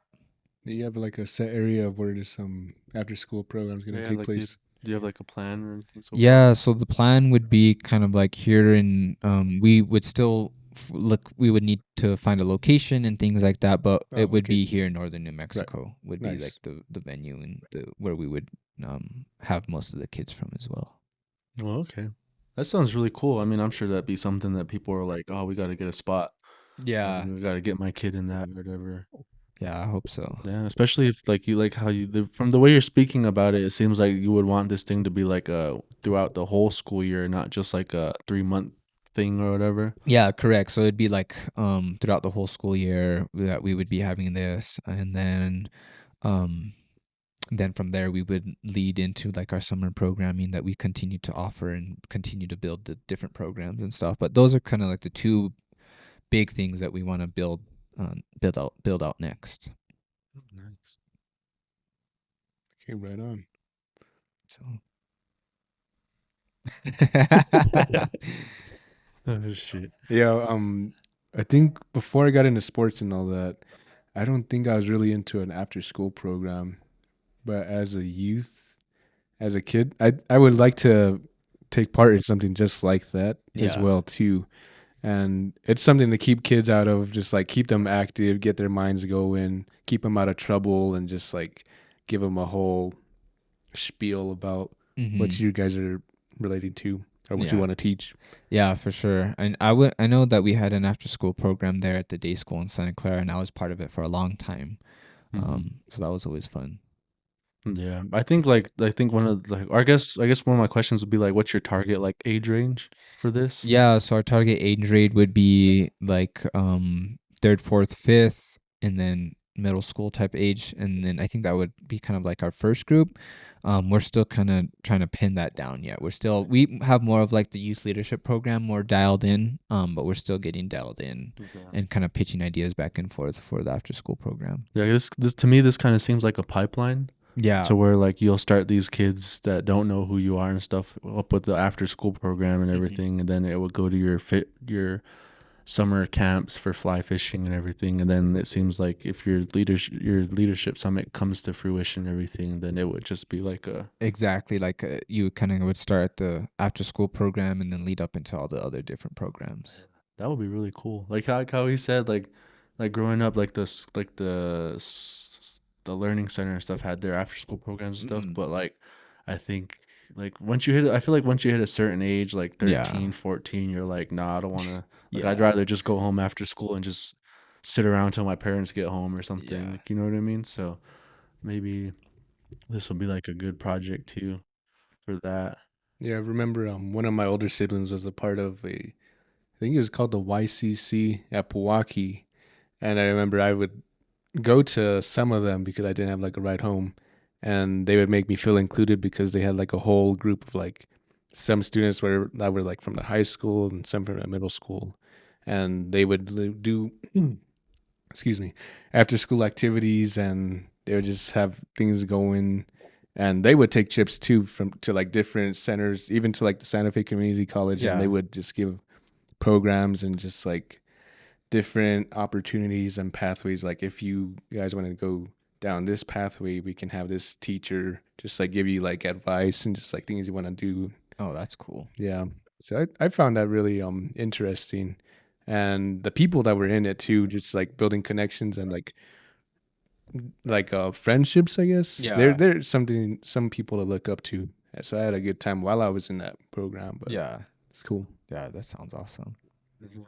You see, well, for me, when we're hearing you talk about this stuff, and like I guess like in my head, where I'm thinking is like, to me, this seems like this is something that could like, come into like I guess like thinking like 10 years in the future, I could see this like you having your own building, like you know what I mean? Yeah. Like where like you have like your after school program going on, and then you have like your little like office, and then like in the next like I guess like classroom type conference room thing, then you have your like youth leadership stuff going on and stuff. Like I could see like the Uncivilized Outdoorsman building or something like that. Yeah. You know what I mean? Yeah, that'd be sick. I've actually been thinking about that too, of like building a place that'll house all of the education facility, have an education facility basically of what you're saying with the different classrooms, and have a classroom and different things like that. So that's definitely been in my mind. So I've been looking into that and how that could work out. I have a little piece of property there in Santa Clara. So yeah, that'd be cool. Like in like 10 years when we have kids or something, and we're like, you want to go to the Boys and Girls Club, and they're like, no, fuck no, I want to go to I want to go to Vidal's building. What are you talking about? like, you know what I mean? So that would be pretty cool. yeah. Like especially with I think the only thing that would be like a hurdle would be like communities are so spread out. It would kind of have to be like centralized at the same time. Yeah, for sure. Especially like if you like, at the rate you're growing, I'm sure like you have participants from the southern pueblos as well in your fly fishing camps. Dude, we have participants from Arizona. Yeah, It's crazy. so like it'd be really crazy to see like what your I guess your brand and your where you're at in 10 years at the same time, because like who knows, like I mean we're joking around about the building now, but yeah. in like 10 years we could be like at your grand opening like, holy shit, he actually fucking did it. Like, you know what I mean? Yeah. So that would be really cool, like fucking driving somewhere and you're like, oh damn, look, this building's almost done. Yeah. And then seeing like your posters or whatever like coming soon. Yeah. So that would be really sick. And it seems like, especially with the plan you have, like everything you're dreaming of or dreaming up and putting into action with the after school program you want to do next year and the youth leadership summit. I mean, it seems like that building would be getting put to use Yeah. a lot. Yeah. So that's the goal. That's really the goal, and trying to just continue to grow the program and trying to help out the kids and the community as much as we can. So little by little. Nice. I can respect that. That's maybe that dream will one day come true. So Yeah, I hope so. it's definitely. Yeah, I think with the tools and the people that are around you to support you and everything, with especially Trial Unlimited, with like how the connections they've been able to get you with and Oh, yeah. everything, I'm sure. Like I said, we're joking about it, but I can see it happening in 10 years, even less. Honestly, maybe you never know, especially with how much with this basically being your full time, I guess like, what would you say? This taking up most of your time, I guess. Yeah, yeah. This your brand, your programs and stuff that you want to build out. Like you said, you wanted to do a food drive, or you thought about doing a food drive and everything, but you're just so busy with all this other stuff. Yeah. Yeah, it's hard to want to do everything, but man, just not enough time, not enough days, not enough hours in the day to do it. And But then you also deserve your free time as well. yeah, I try to get in as much as I can, man. Talking about free time, it was sick to be able to take basically a month off all of October, basically, and just do whatever I wanted to do for myself. So that was nice. Oh yeah, yeah. You went to Peru. Yeah, I did. It was sick. So we actually had like the first week in October, we had a youth camp, and then literally wrapped up everything from there. And then like 3 days later, got on a flight, went to Peru for about 2 weeks, and it was sick, dude. It's incredible. I mean, you guys even went to what is it, Machu Picchu? Machu Picchu, yeah. So we flew into Lima, and then we caught another plane to Cusco. And then in Cusco, we stayed there for a few days, and Cusco was sick, dude. Cusco was the capital um of the Incan Empire. Okay. And all of the lower buildings or the foundations of the buildings are all of like the Inca.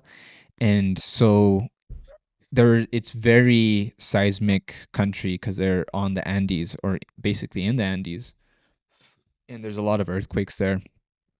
So like the natives there, the way that they have their masonry and built their buildings, they were built to accommodate for the seismic activity, for earthquakes and stuff. So like you have all of that foundation, and then on the top you have like all of the newer stuff, which is like adobe and stuff like that. So it's interesting to see how like those foundations still help to counteract the earthquakes and seismic activity. So it's crazy.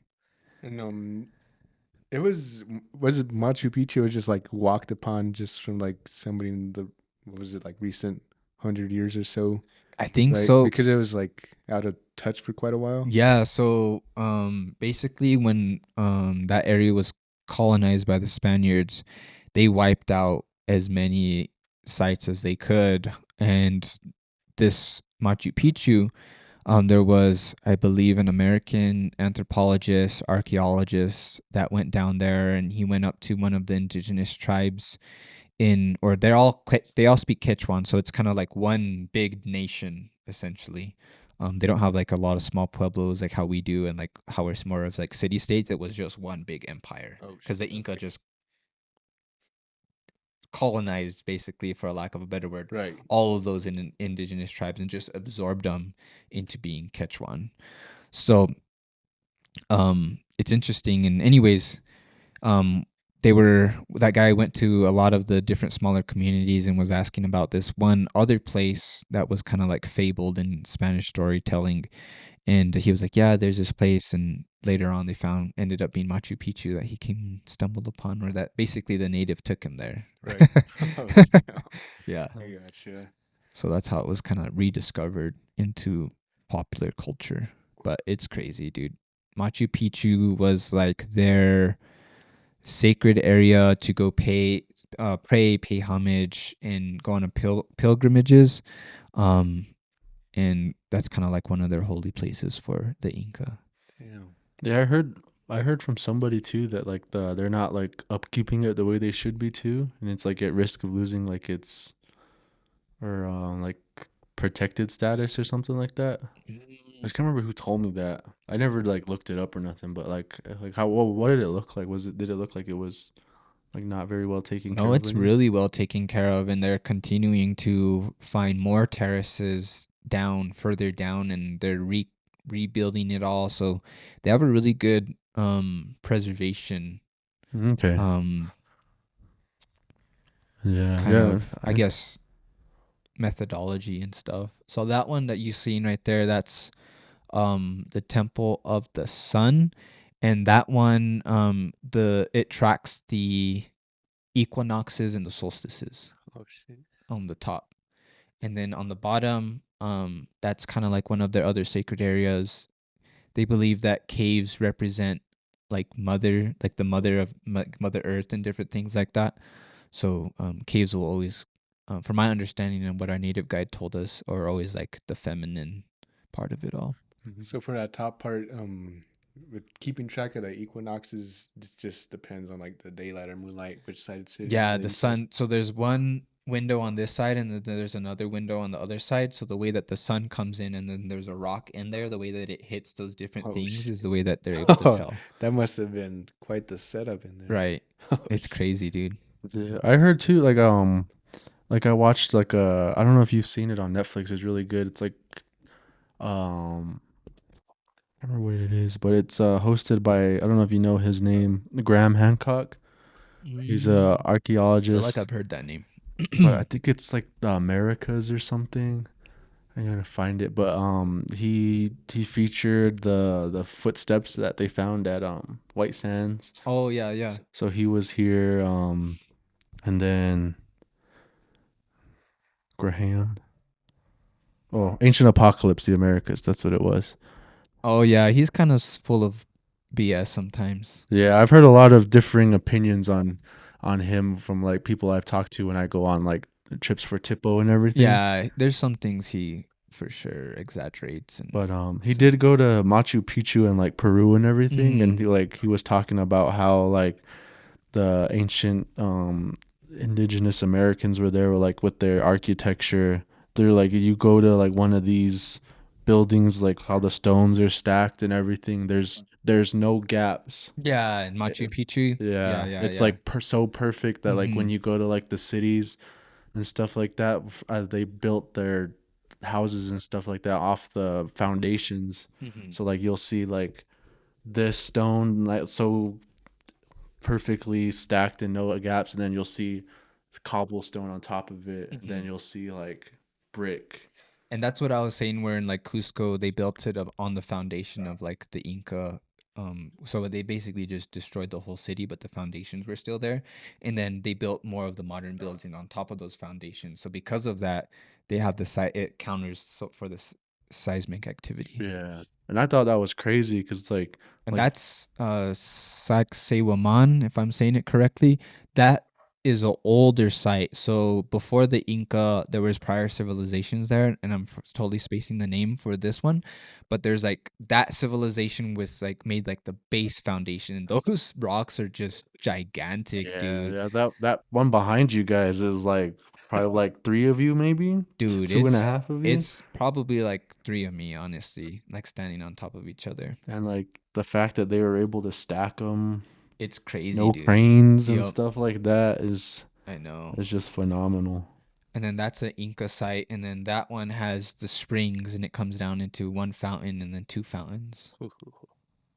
And Nice then in those watering back spot. ones, there's a lot of sacred areas for the Inca, like these little niches. In a lot of their sacred areas, they did a lot of, I mean, just like all native do, ancestor worship, and kind of like their high priests and past emperors and holy people, they would mummify them, and they would like take care of them and dress them almost like on a daily basis and feed them and stuff. Holy And in shit. certain ceremonies, they would put them in those niches. Like viewing and stuff like that. Mhm. Dang. And they would be like actively part of their ceremonies. Holy shit. Just imagine, bro. freaking mummifying like an elder or something, and just bringing them out for feast and just standing them up against something. That'd be Well, crazy. that's different. That's just like, oh man. That's Yeah. wild. How long was like the whole tour? So this one is, there's a bunch of sites that are around Cusco. So this Okay. one is by Cusco, Sacsayhuaman, and then there's a bunch of Incan sites, which is the photo you just saw. So for that one, it's like a full day just going around Cusco and going to all of those different sites. Right. I just And didn't then touch everything. yeah, and then you have to actively do, so from everything's kind of like it's like a really rural and mountainous area, so you have to drive or like get transportation to a lot okay. of different Right. places. But Machu Picchu, you have to take a train rail from Cusco to this small town called Aguas Calientes, and then from Aguas Calientes, it's basically a town in like the Andes part of the jungle, and from there, then you can take a bus to Machu Picchu, and then from Machu Picchu, you have to hike it all. Damn.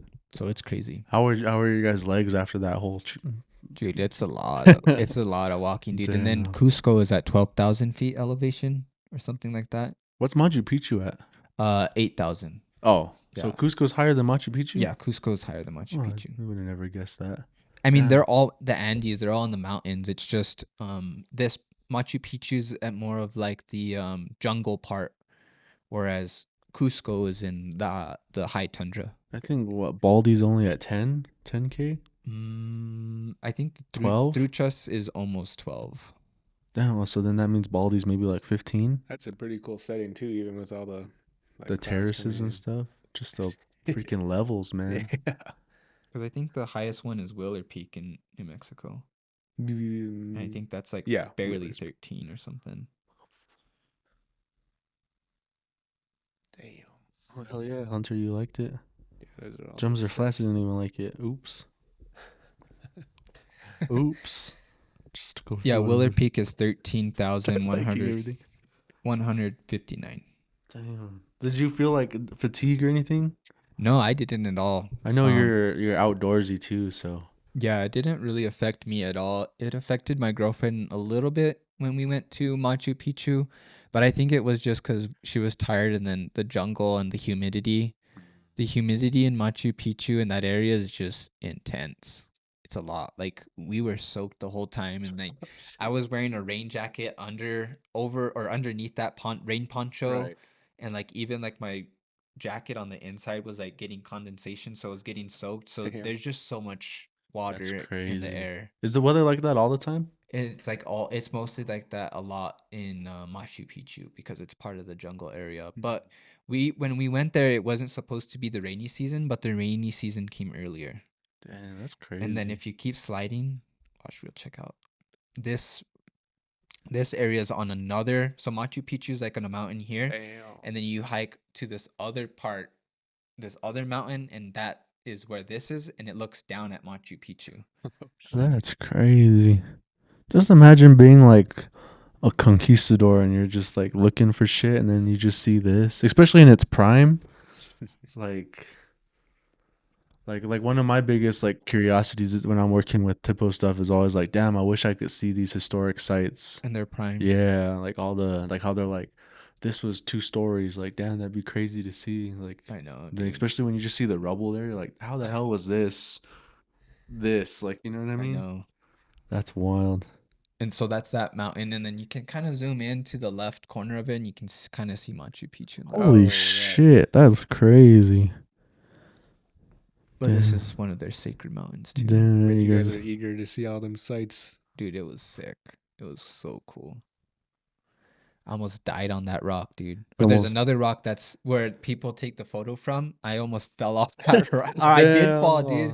And my chick caught me. I was like, oh my God. Damn, man. Imagine It's that slippery. that press release freaking from Chow Unlimited. Our dear friend freaking Vidal Gonzales died doing what he loves most. That's crazy. Dude, it was crazy. Yeah, Damn. I'm glad she caught you. Yeah, hell yeah. Yeah, dude. It's Shout out your girl. I know. Shout out Edith. And then that's called the condor. They have like kind of like the wings like this, and then like this rock right here is supposed to represent the feet. So in their culture, there's 3 different parts of like the world. So like there's like the ground or underneath the ground, which is the snake represents that part. There's like what we walk on, which is represented from by the puma or the mountain lion. And then on top, like the sky and all that is represented by the condor, which is basically a gigantic vulture. Shit, yeah, those things are huge. I remember the first time I saw a picture of the California condor. Fucking that wingspan's like, Dude, they're monstrous. They're big. that's crazy. Yeah, you can kind of see like this part, like the wings maybe going up. Yeah. That's wild. How about those like doors or Over here, yeah, like the Yeah. different is that where like how you're saying they like put stuff there to like? yeah, like, and those viewing spots too? yeah, and some of them I don't think not all of them were like used for that purpose, but of course like just cultural niches, like how we have our niches and we put Okay. like different altars or Right. different Maybe stuff, it was you know? rainy season. Like we gotta put some spots where you can get out of the rain. That's crazy though. Nice. That's where you hang your puyahui. That's good. And then this is one of the fountains there in Machu Picchu. Natural. Damn. It's crazy, dude. So the way that they brought Oh, it, there was shit. like a spring that's like way on this other mountain, and they had to bring it to the city over here. Oh, look at that. Nice. Whole It's so water cool. water system going. Yeah.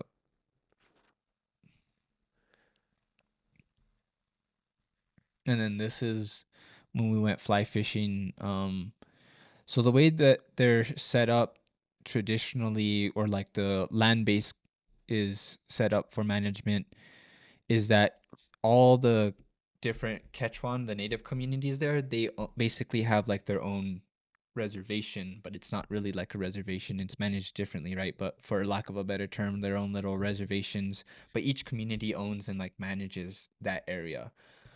So this guy, he runs Peru. He's the owner of Peru Anglers, and he works with a bunch of the different native communities to make sure that they're, or not make sure, but to work with them to build understanding, because a lot of these people are just eating to survive. So they'll go out and they'll go with nets and just like take everything from the Right. stream. So he's been working with these communities to bring back healthy fisheries, and rainbow trout actually aren't native to there.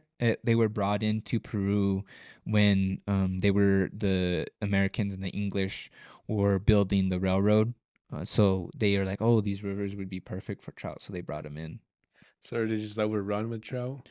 So there's trout. Yeah, now they're like their native fish species are just basically decimated and almost going extinct. But Okay. this is one of the many headwaters of the Amazon River. So what's the name of this river? I don't know, dude. I don't know the name of this one. He just said it was one of the rivers, Okay. the headwaters to the Amazon. Is that the same hat you're wearing right now? Yeah. How long were you yeah. out there fishing for?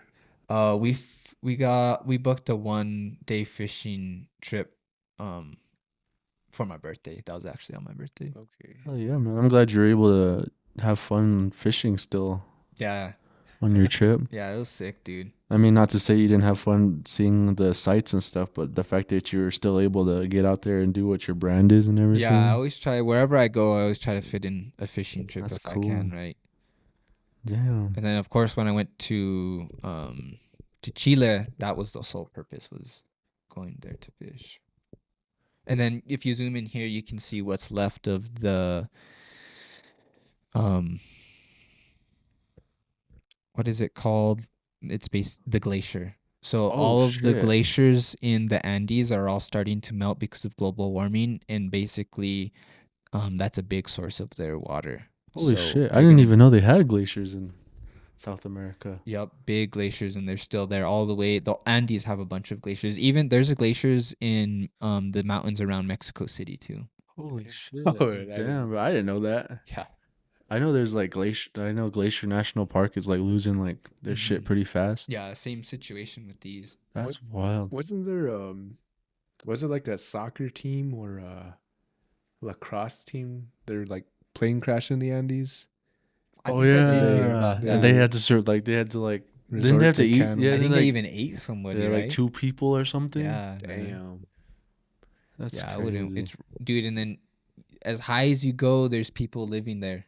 It's Oh, yeah? crazy. Like at There's- 3,000, I think where we ended up going over the mountain pass on this part, it was like 14,000 feet in elevation. Damn. Did you did you ever have like trouble breathing or anything like that? Like I didn't. I mean, you can tell you're in high elevation, like like when you're like, I don't know. When I go fishing, I just get my body down the pipe. So I was like giving my body down the pipe. I was like, oh yeah, you can feel the elevation. yeah, that's crazy. Because even like when I was at Fort Lewis for that 1 year, it was like I was only maybe like 1,000 feet higher than here, like couple thousand. Mm-hmm. And like I remember during intramurals and stuff, freaking like I was over there like Yeah. like damn, I thought I was good because it's like 5,000 here, 5,000 feet. I was like I'll be fine up there. And just remember I was all like huffing and puffing, playing like ultimate frisbee and intramurals and stuff like that. But damn, that's crazy. Yeah, I think it wasn't too bad for me because I've been hiking and stuff in the mountains. So I think that played a role for myself. Yeah. So this is That's the Plaza of Cusco. okay. So there's a cathedral there, and then there's another church on the other side. Damn. And then we would always go down this street, like in that back corner, and there's like a bunch of cool bars and stuff back there. It was a fun time. Shit. Cusco is really fun. That's like I just put this together. Isn't that the name of the llama from The Emperor's New Groove? Cusco. Yes. Yeah. Cusco, that too. Yeah. I think it takes place in Cusco, one of their little, in that film thing. Right. That's crazy. Oh shit. Does your girl speak Spanish? Yeah, she speaks Spanish. I'm sure that was very helpful there too, right? Yeah, she speaks fluently in Spanish. Damn. And then That's like my only like fear is like you go somewhere like that and then you don't speak the language and everything. yeah, I mean, I speak like when I went to Chile or whatever, I speak it just enough to get by. Yeah. So it's You're like, fine. you ever seen The Amazing Race on CBS? Mm-mm. No. You ever watch Survivor? You know what Survivor is, though, Yeah. right? It's like that, or it's not like that, but it's like their other show like that.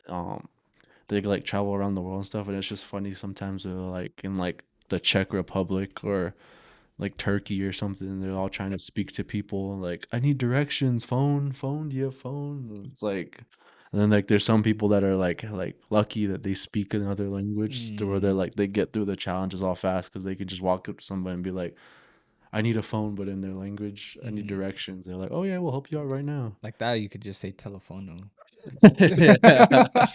But that's crazy. At least I mean, at least it was kind of easy for you guys to. Yeah. So you said this was downtown? Yeah, like the plaza, basically? Yeah, like the plaza. So the laws of the Indies basically apply to every place that was colonized by Spain. So they have the plaza in the middle that's defensible and where people can gather for community, right? And then everything else is built out from that. And they even got St. Francis Cathedral in the plaza too, bro. Oh yeah. There's flagpoles or what kind of poles are those poles? I think Yeah, those are poles. flagpoles, yeah. Okay. I guess there's nothing up there. Yeah. And all those houses just surrounding by or those different businesses? Yeah, those are mostly just, I believe probably the top levels are residential and stuff, but there's a lot of like bars and just commercial and stuff like that in this area, restaurants. A lot of close housing too. Yeah. Kind of reminds me of like Brazil. Oh, like they have all those houses going up the hills and The stuff like that. favelas. That's crazy. I'm And guessing then- this is that fountain. No, this one's in that's a different one. This one's in Lima. So Cusco was the capital of the Incan Empire, and then it was the capital for some time for the Spanish, but then they moved the capital to Lima, and Lima's by the ocean. So Lima, because it was conquered by founded by the Spanish, and they had no understanding of like how to build with seismic activities and stuff. The city's been rebuilt like many different times because a crazy earthquake would come in and just demolish it, and then would have to rebuild. So the modern city of Lima that's currently there, or like in the historical district center area, is all in Baroque architecture from like Europe. Damn. That's crazy. Oh yeah, you can see like the trees are different. Mm-hmm. Damn, that's crazy. Yeah, it was cool. Overall, successful, fun experience It was trip. sick, dude. You would It go was- there again. I would go. I would go there again for sure. There's just so many different things you can do in Peru. I just wouldn't probably go back to the same places. I would go visit other sites in Peru, like how they have the ones where you can see the um, what is it called? They're like on the side of the mountains and hills, and they're like you can see them from the sky, and they're like basically like drawings of animals and things like that Oh, the old natives did down there. Have you guys heard of those? I don't know, skylines or sky drawings. You could probably Google it and find it, but yeah, it's pretty crazy. oh shit! Just like man-made sky drawings. Yeah, let's see. Shit's about 2%, bro. Let's see. See if I can get it before. Indigenous sky drawings. And dog needs to shut the hell up. There you go. They call them the Nazca lines. Oh, I think those are in that apocalypse shit we were just talking about. Yeah, yeah. Oh damn! Okay. So I That's definitely want to go check these out. crazy. Oh, damn. Dude, and they're like on the mountain, bro. What the They're sick, dude. Like, Holy shit. We'll throw this up for you guys that are watching the video version of the podcast, but that's freaking crazy. crazy. I don't think I've ever seen those before. It's like those Chinos, huh? cornfield Damn. this puts those cornfield people to shame when they do like the mazes and stuff like that. That's crazy. Even in when I went to Chile, there was It's like a hummingbird, huh? yeah, for sure. That's the hummingbird. That one's pretty famous. But they have like similar like things that they did, like their native people did that back there, down there with like that's very similar to like Kachinas and stuff. It's crazy. Yeah, The okay. similarities. Right. It's insane. Did you ever like when you went to like Machu Picchu and like the ancient sites, did you ever feel like anything? Like, you know what I mean? Like I wouldn't say like you felt like a spirit there with you, like nothing like I guess maybe something like that, but like also like I don't know. Like when you go to like one of our sacred areas and whatever, is that what you're saying? Yeah, kind of like did you just like feel like anything, I guess? Yeah, so that same spot where I almost died. Like did you feel something pull you or what? No, I so was gonna say that's crazy. so after I wasn't feeling like the whole time when we went to Machu Picchu, I wasn't really feeling like a divine like thing, you know. And but then when we got to there and I went around the corner and kind of like out of the view of everybody, then I got out my handball and prayed and stuff. And then when I was praying, I could just feel like the energy of the place and of the power there, and I was like, oh man, this place is powerful. So it's pretty crazy. And then yeah, just everywhere has its power, you know, its spirituality and things like that, and things that, you know, when you go to different places of teach me what I can, let me learn as much as I can while I'm here, and different things like that. So that's cool. Yeah. Were you able to speak to like any like Incan people there? Yeah, so we so it's really hard to, there's always people that are just, you know, BS and stuff like that. But one of our friends, she went down there, or she has some connections in with people down there, so we booked basically the people that she knows, and worked with like so we all had like the native Quechuan guides and stuff. Oh, okay. So it was cool. Yeah. So it's always authentic. Yeah, exactly. We got like the authentic true story. Damn, hell yeah. Well, that's cool, man. Peru. I don't know. I'm a little like weary of flying over water and shit. Dude, me too. So like, I don't know. You don't even think about it though, bro. You're like, Yeah. you're like on a, so like usually when you fly like international or whatever, like places are far, you catch like the red eye. So you like catch the plane like at 11:45 or 12, and like you're just like, this sucks. You're just packed in a plane for like 7 hours, dude. You're like, oh my god. So like, I'm just thinking, I hate this freaking plane. I hate the person next to me.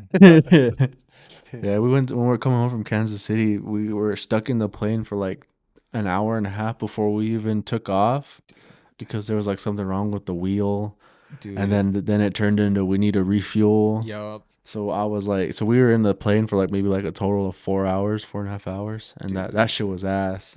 It's like just thinking about like a 10 hour, 12 like this. Oh, well, you didn't go, huh? This guy, he was supposed to go to Bali with his girl, Dang. and I think that was like a 12-hour flight It was like 14 hours to Hong Kong, then like Oh my another God. 8 to to Bali or some down shit. just to go Dude, down to that's was it Indonesia, right? Bali, Indonesia, I think so. something like that. So I like just thinking about that. You're like, what the fuck? Like Dude, I know. sitting on a plane for that long, and then like if you're not even in like first class or whatever, It sucks, dude, being economy. ooh, that's wild. But that's cool. I'm glad you and your significant other were able to experience something like that together. Yeah, it's cool, man. I mean, like you only read about stuff like some people only get the chance to read about like the Incan Empire and Yeah, Machu yeah. Picchu and everything. So I'm glad you guys were able to go out there, especially for your birthday. Yeah. Fishing on your, and you were still able to fish, man. Too. That's even that's the best part. Yeah, it was sick, dude. Yeah, around the Andes or like Machu Picchu or any of those areas, did you guys see any wildlife? So Like mule deer all running around over there. they have a native deer there, but it's really small. They in wildlife, I mean, just birds and stuff, and then they always have like the llamas and alpacas. That's like you see them everywhere, and they're being herded by like the native people there. So that's always cool. But that was about the most wildlife that we saw. Just seeing like toucans and stuff like that. Like any exotic looking birds, parrots or nothing. No, we didn't. No. That's crazy. You would think there'd be like bighorn sheep, maybe, right? Especially with how like, I don't- mean, they would thrive there, right? Probably, Some yeah. type of I'm mountain. sure- I feel like goats. if you took in a freaking bighorn sheep there, I'm sure it'd be like the fucking cows up on top and how Dude, they are I'm now. sure. They'd probably just be all galloping around. But it's like a glacier and food would be pretty scarce for them, right? In the Andes, There's kind a lot of it has like a lot of grass. Hmm, So the llama and then it would just thrive. so like their llamas and alpacas used to be wild. I think they're still wild alpacas. But that's kind of like was their wild, I guess, kind of like deer or whatever that they had down there. But they How- still have like a small deer. How was the native food? Did you? I'm So sure you ate native food out there. yeah, we ate a bunch of food. Alpaca was pretty good. Oh, shit. Hell yeah. Is it real gamey and anything? No, it's like the best that I can describe it is in between an elk and a cow. Mm. The meat. It's really Did good. you get like an alpaca burger or something like that? No, I got alpaca, kind of like a fajita almost, Mm. but it was pretty good. Damn. But the best food that we had down there were these indigenous women that were on the street, and they sold shish kebabs. And oh, dude, the best one that I had was a heart shish kebab that was beef. It was so good, and it had like this green and red like sauce. One of them kind of was like a little bit spicier, or like they're spicy. They don't really have much spicy food, but just like that was the best meal I had, and it was just like we ate a bunch of it for like both me and her for like $8. Oh, nice. It's cheap in Peru. Dang. So did you I guess did you like was it hard to adjust to the food at first or Not really, not at all. When we went to Mexico City the first day we got there, I got bad food poisoning. Oh, shit. So that I was like street like, tacos or something? No, we were actually like we went to like a fancier restaurant, and I got like raw.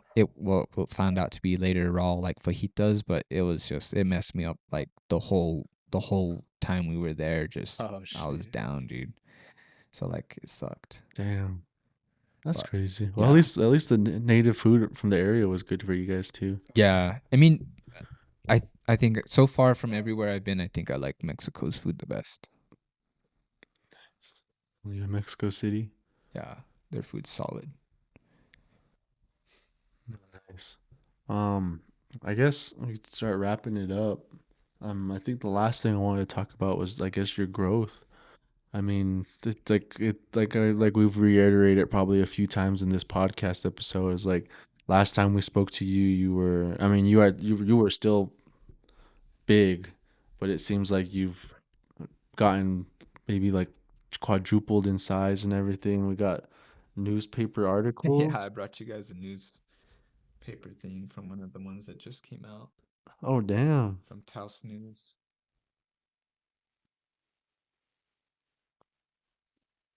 So we're on the front page of Holy shit. Taos Hey. News. Damn. For some reason I thought this was the fucking Santa Fe, New Mexican. No, yeah, we were yeah, we were on that one too, but this one was the most recent, which was the Taos Okay. News. Oh damn. And then I was just on them doing a podcast with them 2 days ago, so that one should be out in 2 weeks too. They Holy have like the shit. Taos News Damn, look at podcast. you doing like media rounds. That's cool Yeah, as so fuck. we've been had a huge media kind of just boost this year. We were in the Albuquerque Journal for the Once Rooted Waters came out, and then we were in You did like a radio show too, didn't yeah, you? and then we were on KUNM. Hey. We were we came out in the Taos News. We came out in the New Mexican. Hell yeah. We were Oh, your we're in the Rio Doso News. Oh shit. Oh, Down there damn, even too? Rio Doso. Hell yeah, man. This is cool. It's like you see families like clipping like sports articles, like you know what I mean? Like Yeah. my son had 4 points against this team and Yeah. on varsity when he was a sophomore or something. But like seeing this is pretty sick, man. So we've been blessed, honestly. I think our story is just captivating as well. And what we're trying to do is just so unique and Quartzsite River access. Damn, hell yeah, man. That's really cool. Like I think it like I said, like you're so used to like clipping for like sports related stuff, but when you're in the news or the newspapers and stuff for impactful stuff like this, I think that's just a whole nother level. yeah, it was cool, man. We've been really blessed. It's pretty sick. You said that's for us? Yeah, you guys can have Oh yeah, All frame right. that up. What do you call it? Laminate it. that. Damn, hell yeah. Yeah, like I said, man, it just seems like I feel like probably it slowed down, like you said, because like you said, you wanted a whole month off and you Mhm. enjoyed that time and everything. But it seems like after the like before the Rooted Waters premiere, and then a little bit after, and like leading into the summer, it seemed like I was getting like texts or Instagram DMs from you, like, "Hey, this is coming up. Check it out," Yeah, or yeah, "This, check this out. Give it a read." And like when you were on the radio for your interview, I remember I was at the casino. I think we were both were, and I remember I stepped out and I listened to it and then I went back in. yeah, yeah, yeah. So Oh, I appreciate the love, man. that's cool, man. Like that's a whole like page, you know what I mean? Yeah. It's not just like a little like what do you call them? Like Snippet. column Oh, yeah, piece yeah, or yeah. something. Like you got a whole area of the newspaper dedicated to you. Yeah. Looks like a great turnout too. Yeah, man. Hell yeah, that's cool as fuck. I mean, like you're like we talked about yesterday in the pre-production meeting. Like you're slowly starting to go out into more stores and everything. Yeah, Leaf yeah. and Tackle. I remember told you yesterday. I don't know if you were there yet when you got to the house, but I thought Leaf and Tackle was a fly fishing shop. Oh, yeah, yeah. I didn't know it was a hemp natural medicine place. So I remember I was like, Ramos and Eric were like, "Yeah, bro, like this is a whole like medicinal, like natural medicinal place. Is it not a fly fishing shop?" I was like, "What? Oh shit!" Like Yeah. the name fooled me. Like Yeah, yeah. Well, they have a bunch. It's like an interesting store. They have a bunch of like a local, kind of like a trading Like- post kind of thing. I guess you could say a modern trading post where like native or like native entrepreneurs are able to have like their merch. You guys should hit them up. They'd probably be down to have you guys' merch in there too. Like a native consignment shop, Yeah, kind of. exactly. Oh, Yeah, okay. yeah. Like they have a bunch of cool native entrepreneur stuff. Basically a bunch of different people and brands that are kind of like me. And then also local New Mexican stuff in there. Hats. It's a real cool store. It's in downtown Santa Fe. And then they have our flies that we Oh, shit. Damn, these are cool. yeah. Dang, dude. Yeah. Hey, Yeah, so appreciate it. Yeah, for sure. So we got these pucks, and it has the logo and the website on stuff on it. But Leaf and Tackle reached out, and part of like the business that they wanted to do was offering more fishing and tackle stuff. So it's me, Zach, and then Eric. We're kind of like the guys that are the fly tires, and we put together these different pucks, and each puck has a set of flies that is dedicated to a specific type of water. Mhm. So like one, for example, could be for the Rio Grande and the Rio Chama. One is for the headwaters, one for the lake. So we have all these different pucks that are hand selected and obviously tied by us, with all of our local knowledge. So you can kind of pick up a puck and go to that designated water and hopefully do decent. At least know what flies you're going to be using, right? Yeah. So that's kind of the theory. Yeah, I seen like recently, a couple days ago, maybe you were tying your own flies too. Yeah. So tie my own flies, all my stuff's here if you guys want to check it out. Oh yeah, a little show and tell before we get the hell out of here. Oh So- shit! God damn, bro. What the hell? But you guys can't see this one. You only the This you is guys can't see the extras. You guys can't see the secret. damn, So bro. these ones- This is this- for our eyes only, bro. Yes, exactly. Shout out J. Cole. This is wild. I was not expecting it to look like, because like the one I won at your Trout Rock thing is just like a little plastic case, kind of like the same thing with the styrofoam or whatever. Yeah. And but like it's just like rinky dink like travel case kind of stuff. Yeah. But that this is crazy, bro. Feel how like professional that is. It's like And each tie is a pretty lengthy process to do, right? when you get really good at it, you can bust a fly out probably like in a minute and 30 seconds or Damn. something like that. Oh shit! I didn't even know there was more. Damn. Oh shit. Yeah. Gonna have to vlog that shit. Damn, that's crazy, man. Yeah, so these ones That's those ones are stone flies. So that whole box is my Euro nymphing box. Okay. And that one specifically for like the Rio Grande. Well, honestly, Euro nymphing works everywhere, but more so in those waters that are much more turbulent. But This is crazy. yeah, so all kinds of different stuff in that one. Yeah, how much was like the case? So I'm sure these are probably like a good penny, right? Maybe. No, these ones are pretty cheap at Los Pinos. I got that one at Los Pinos for like $35. Oh, okay. But like that box itself is probably worth over $1,000. Worth of flies? Oh, imagine some of these ones are like these real specific flies. Like I could probably sell that one for $5.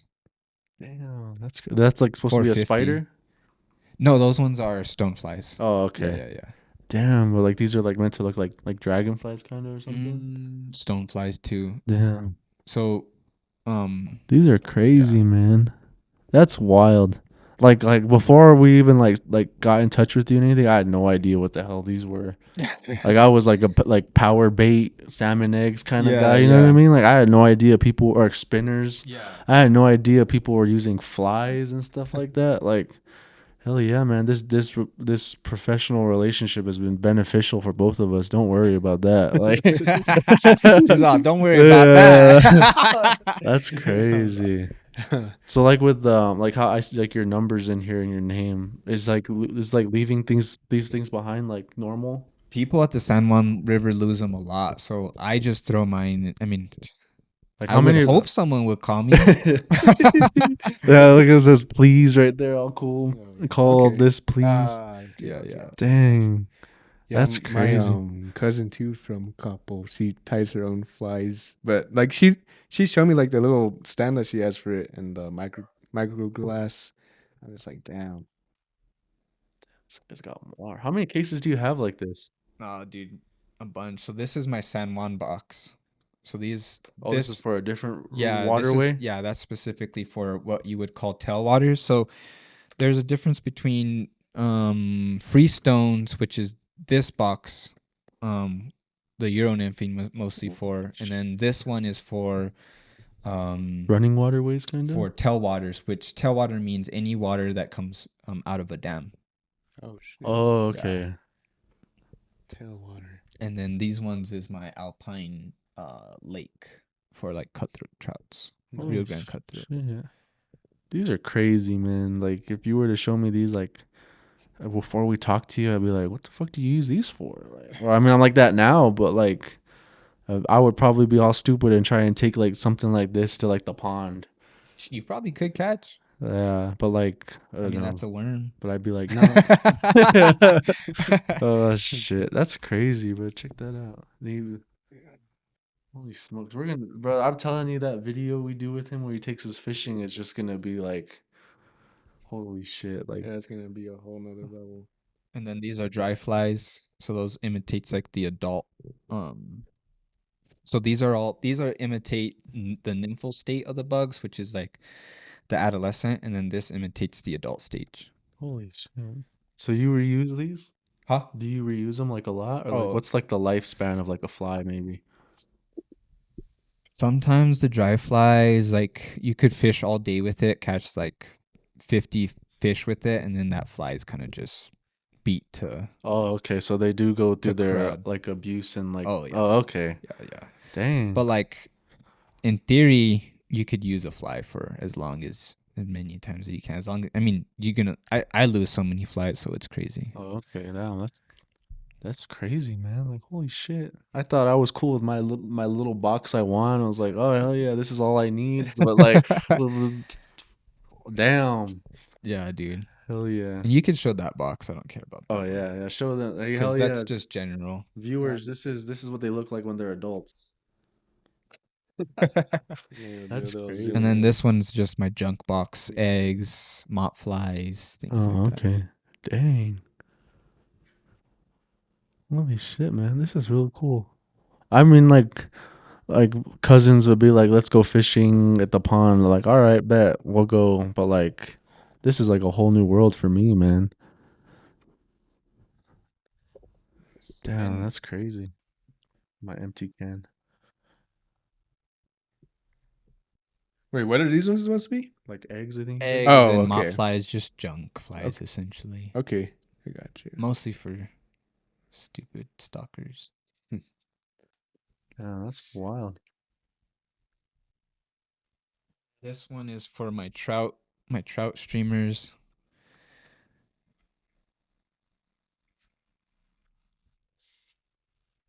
I didn't tie all of these ones. Most of them actually didn't tie, but I've gotten from friends and stuff. I do tie articulated. I'll show you one of my pike ones now. What's like your since you've started doing this, what's like your average like birthday gift? Is it like flies and stuff? Or like fishing related now because of like your brand and all that? From like families or like family, whoever. like colleagues and stuff. This past guides. one was actually mostly hunting. Hunting stuff. Yeah, hunting stuff. Damn, this is crazy. Like fish just sees this and it's like, bam, there's lunch. Yeah. So like this is like my trout streamer box. So like these ones are smaller, but these imitate bait fish, smaller fish in the water. Oh, there's multiple hooks. Yeah. So articulated means that there could be 2 hooks, or there can be like other like this one has like this other little, like if you touch it, there's like metal things in there, so that it kind of in the water, it looks like it's swimming. Oh, okay. Yeah, like with how spinners are like. Yeah, exactly. Like how spinners work. So that's the kinda? weight. And then each head has different weight, and so this one has deer head in it, but it also has a lead eye in it. So the way that it swims in the water, the resistance and the way that the water goes off of the head, it can move different ways. Damn, that's crazy, man. Like the way these people like I mean, like I'm sure tying's not easy, right? No. Yeah, I mean, streamers are probably like articulated streamers are probably more complex. So like the thing I want in the raffle, I'm sure that's something that's on like a store shelf, like the clear box with the flies in it. I'd have to take a look at it. I don't even know if I have it accessible right now, but it was just basically like a box, maybe like probably like this size, and it was just like a clear top. It had like branding on it. Yeah. So then you flip it open and it's just one. It's not like yours, like multiple layers of the styrofoam holding, whatever. It's just one layer, and it just has like flies.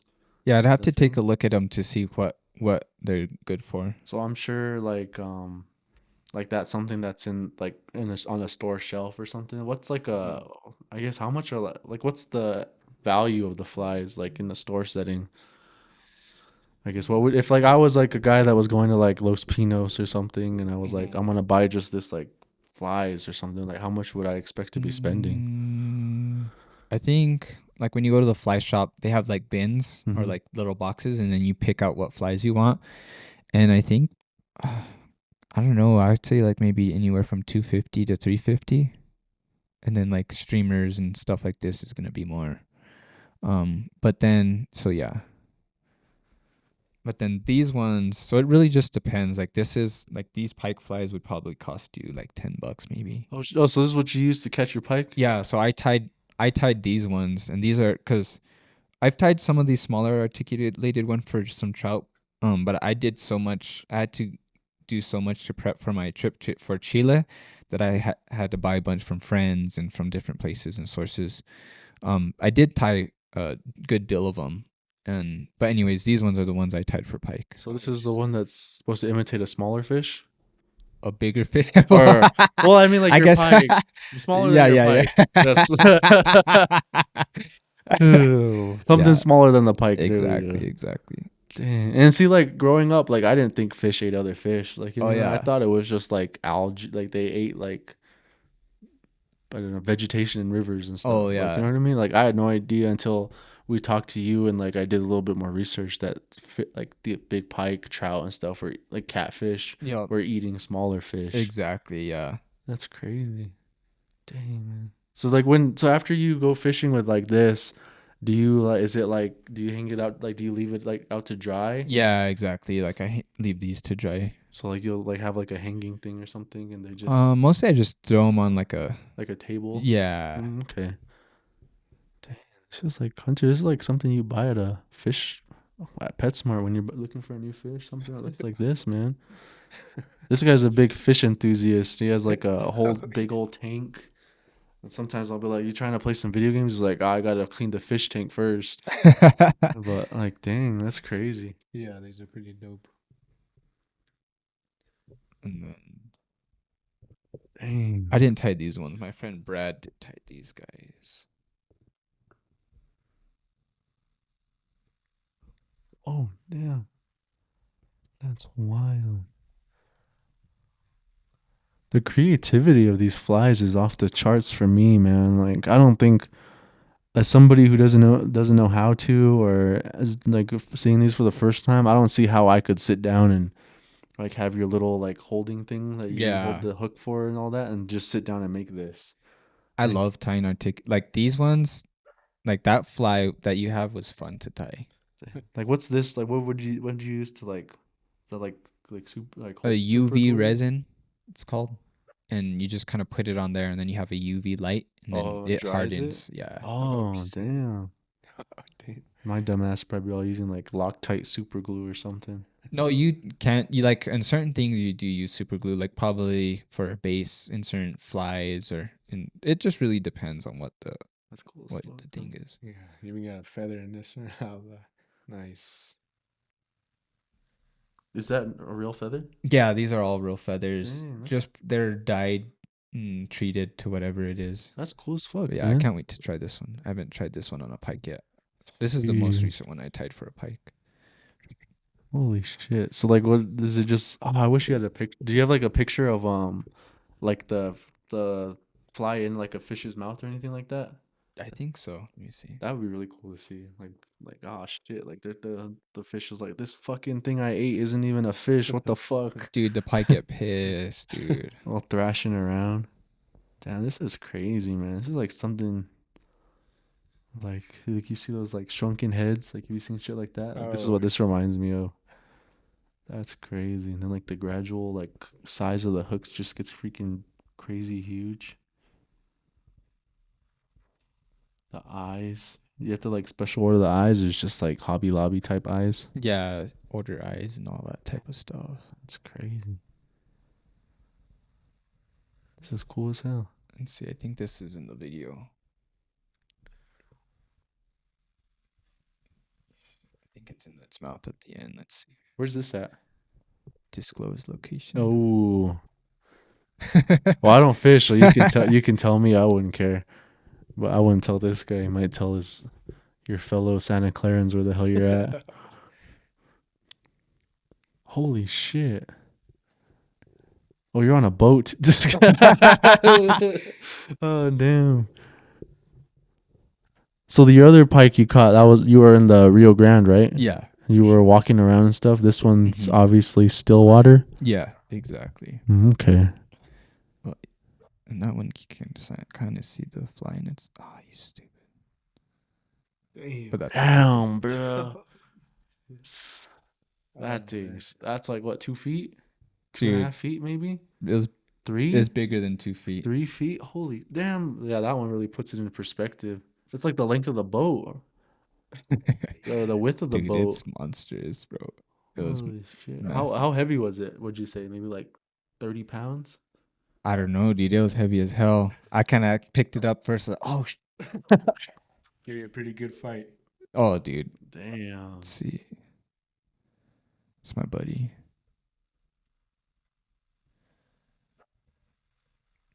What was I showing you again? Oh, the fly. Yeah, the fly in its mouth. Do you have the fly that you used for it here? Yeah, I do. Pause it. There we go. So you can kind of see it in its mouth right there. Oh yeah, you can kind of see it at the top. And you can kind of see it coming when it's coming in. Oh yeah, is it this one? This one. Oh, this one. Yeah. Dang. This one kind of looks like a bird too, the way they are. Yeah, That's crazy. That's really cool, man. That thing's huge. Holy shit. I think the biggest fish I've caught was just, what is it?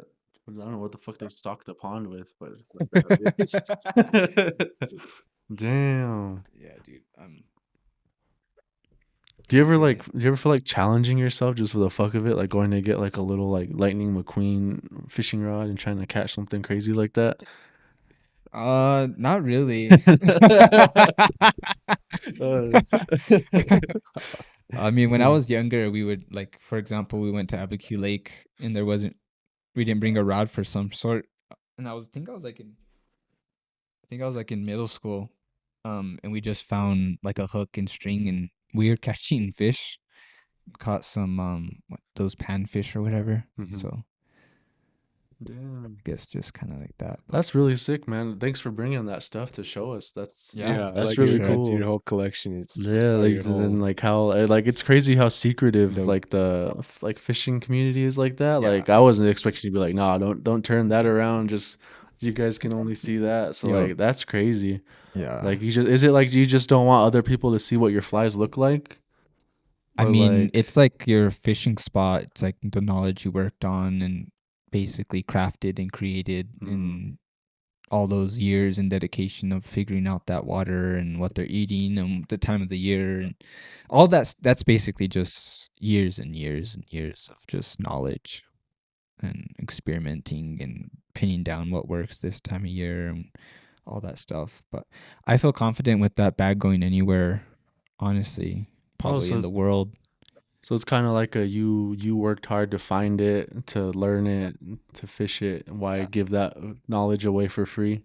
Yeah. And then, I mean, once you have some people, they're like professional fly tires and stuff like that. And I understand that. But I mean, some of these ones are just so unique that I don't want to divulge A that. gift with inspiration, Yeah. kind of. Yeah. That's really cool. Hell yeah. Like all the knowledge and hard work that I put into it. Like so like with stuff like that, since you like know the business side of everything more, can you like patent stuff like that? Like fish Like or, copyright, like a fly, basically. fly design kind of? Or was that be something? Probably. I mean, like, I feel like like, especially like the there's- big ones, like your Yeah. pike ones that you just showed I mean, us. and then there's so there, not one person created or invented whatever fly. Everything's a variation of what someone else Yeah. has already created. So like, even though I created those with my own mind and being out in these rivers, there's something exactly like it in someone else's Yeah. box. Okay. So somebody that's like fly fishing like up by the Great Lakes or something probably has Yeah, like the or- same exact thing Or as in you. Spain or wherever. Yeah. Yeah. So I mean, Oh, trout okay. fishing is going to be trout fishing no matter where you are in the world. Okay.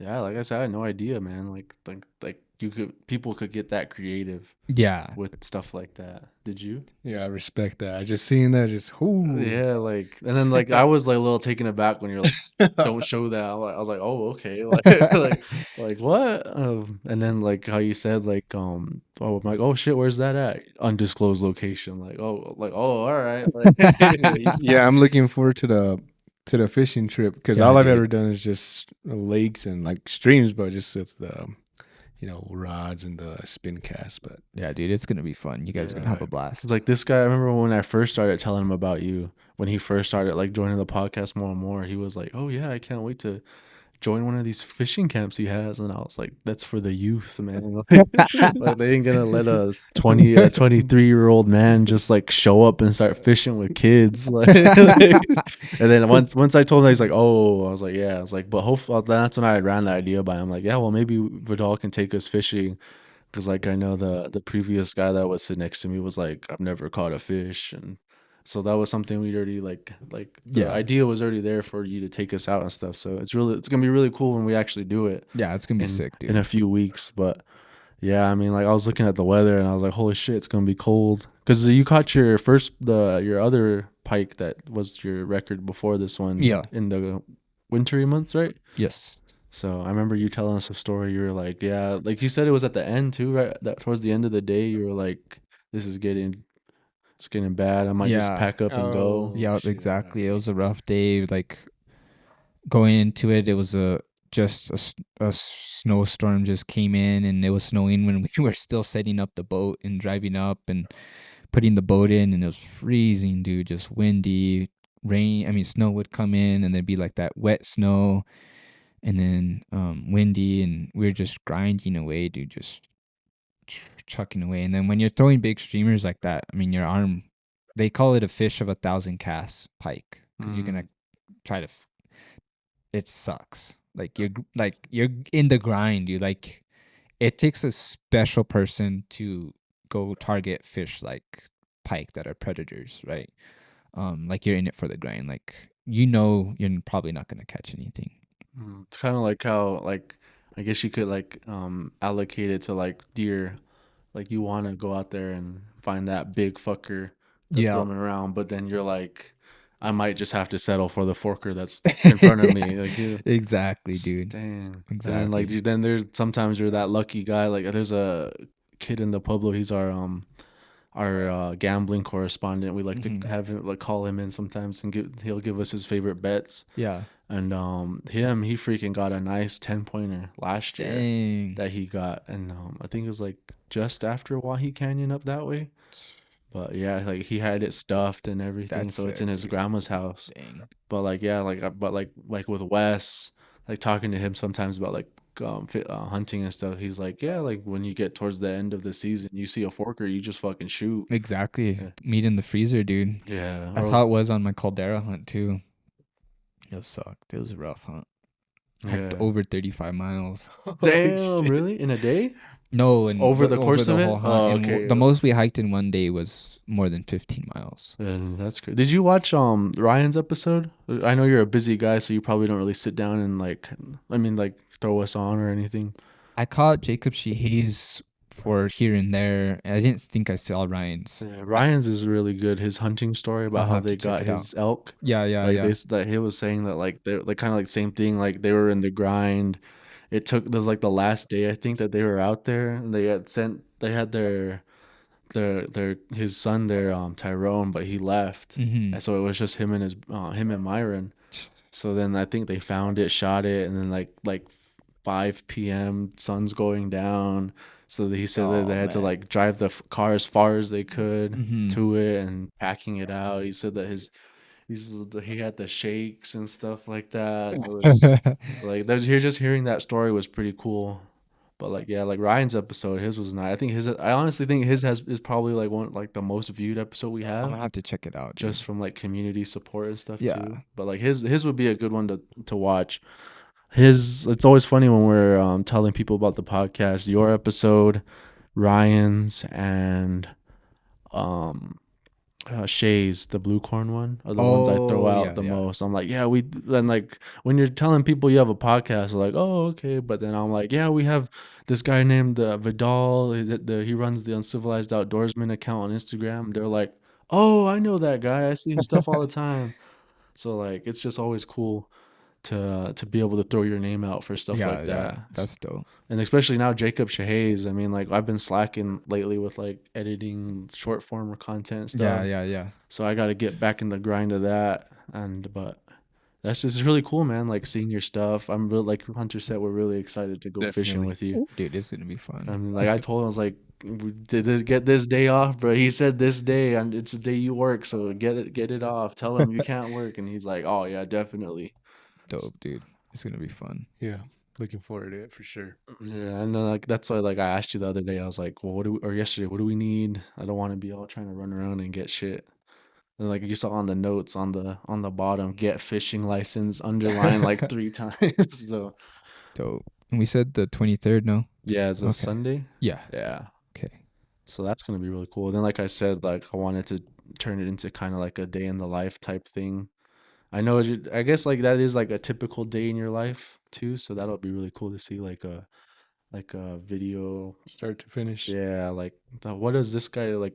It's gonna be more of like a what do you do in your free time kind of video too, instead of like a day-to-day operations. Yeah, whatever we want to do. Yeah, but that's gonna be a really cool video. I can't wait to make it. I'm already like planning out like what we're gonna need. Like we already have 2 wireless like lapel microphones that we use Oh, for and interviews and stuff like that. sweet. So I have to buy another set for you. And like I don't know if you plan on taking, or I'm sure it's not just gonna be us three, right? I'm gonna see who else wants to join with us. Yeah.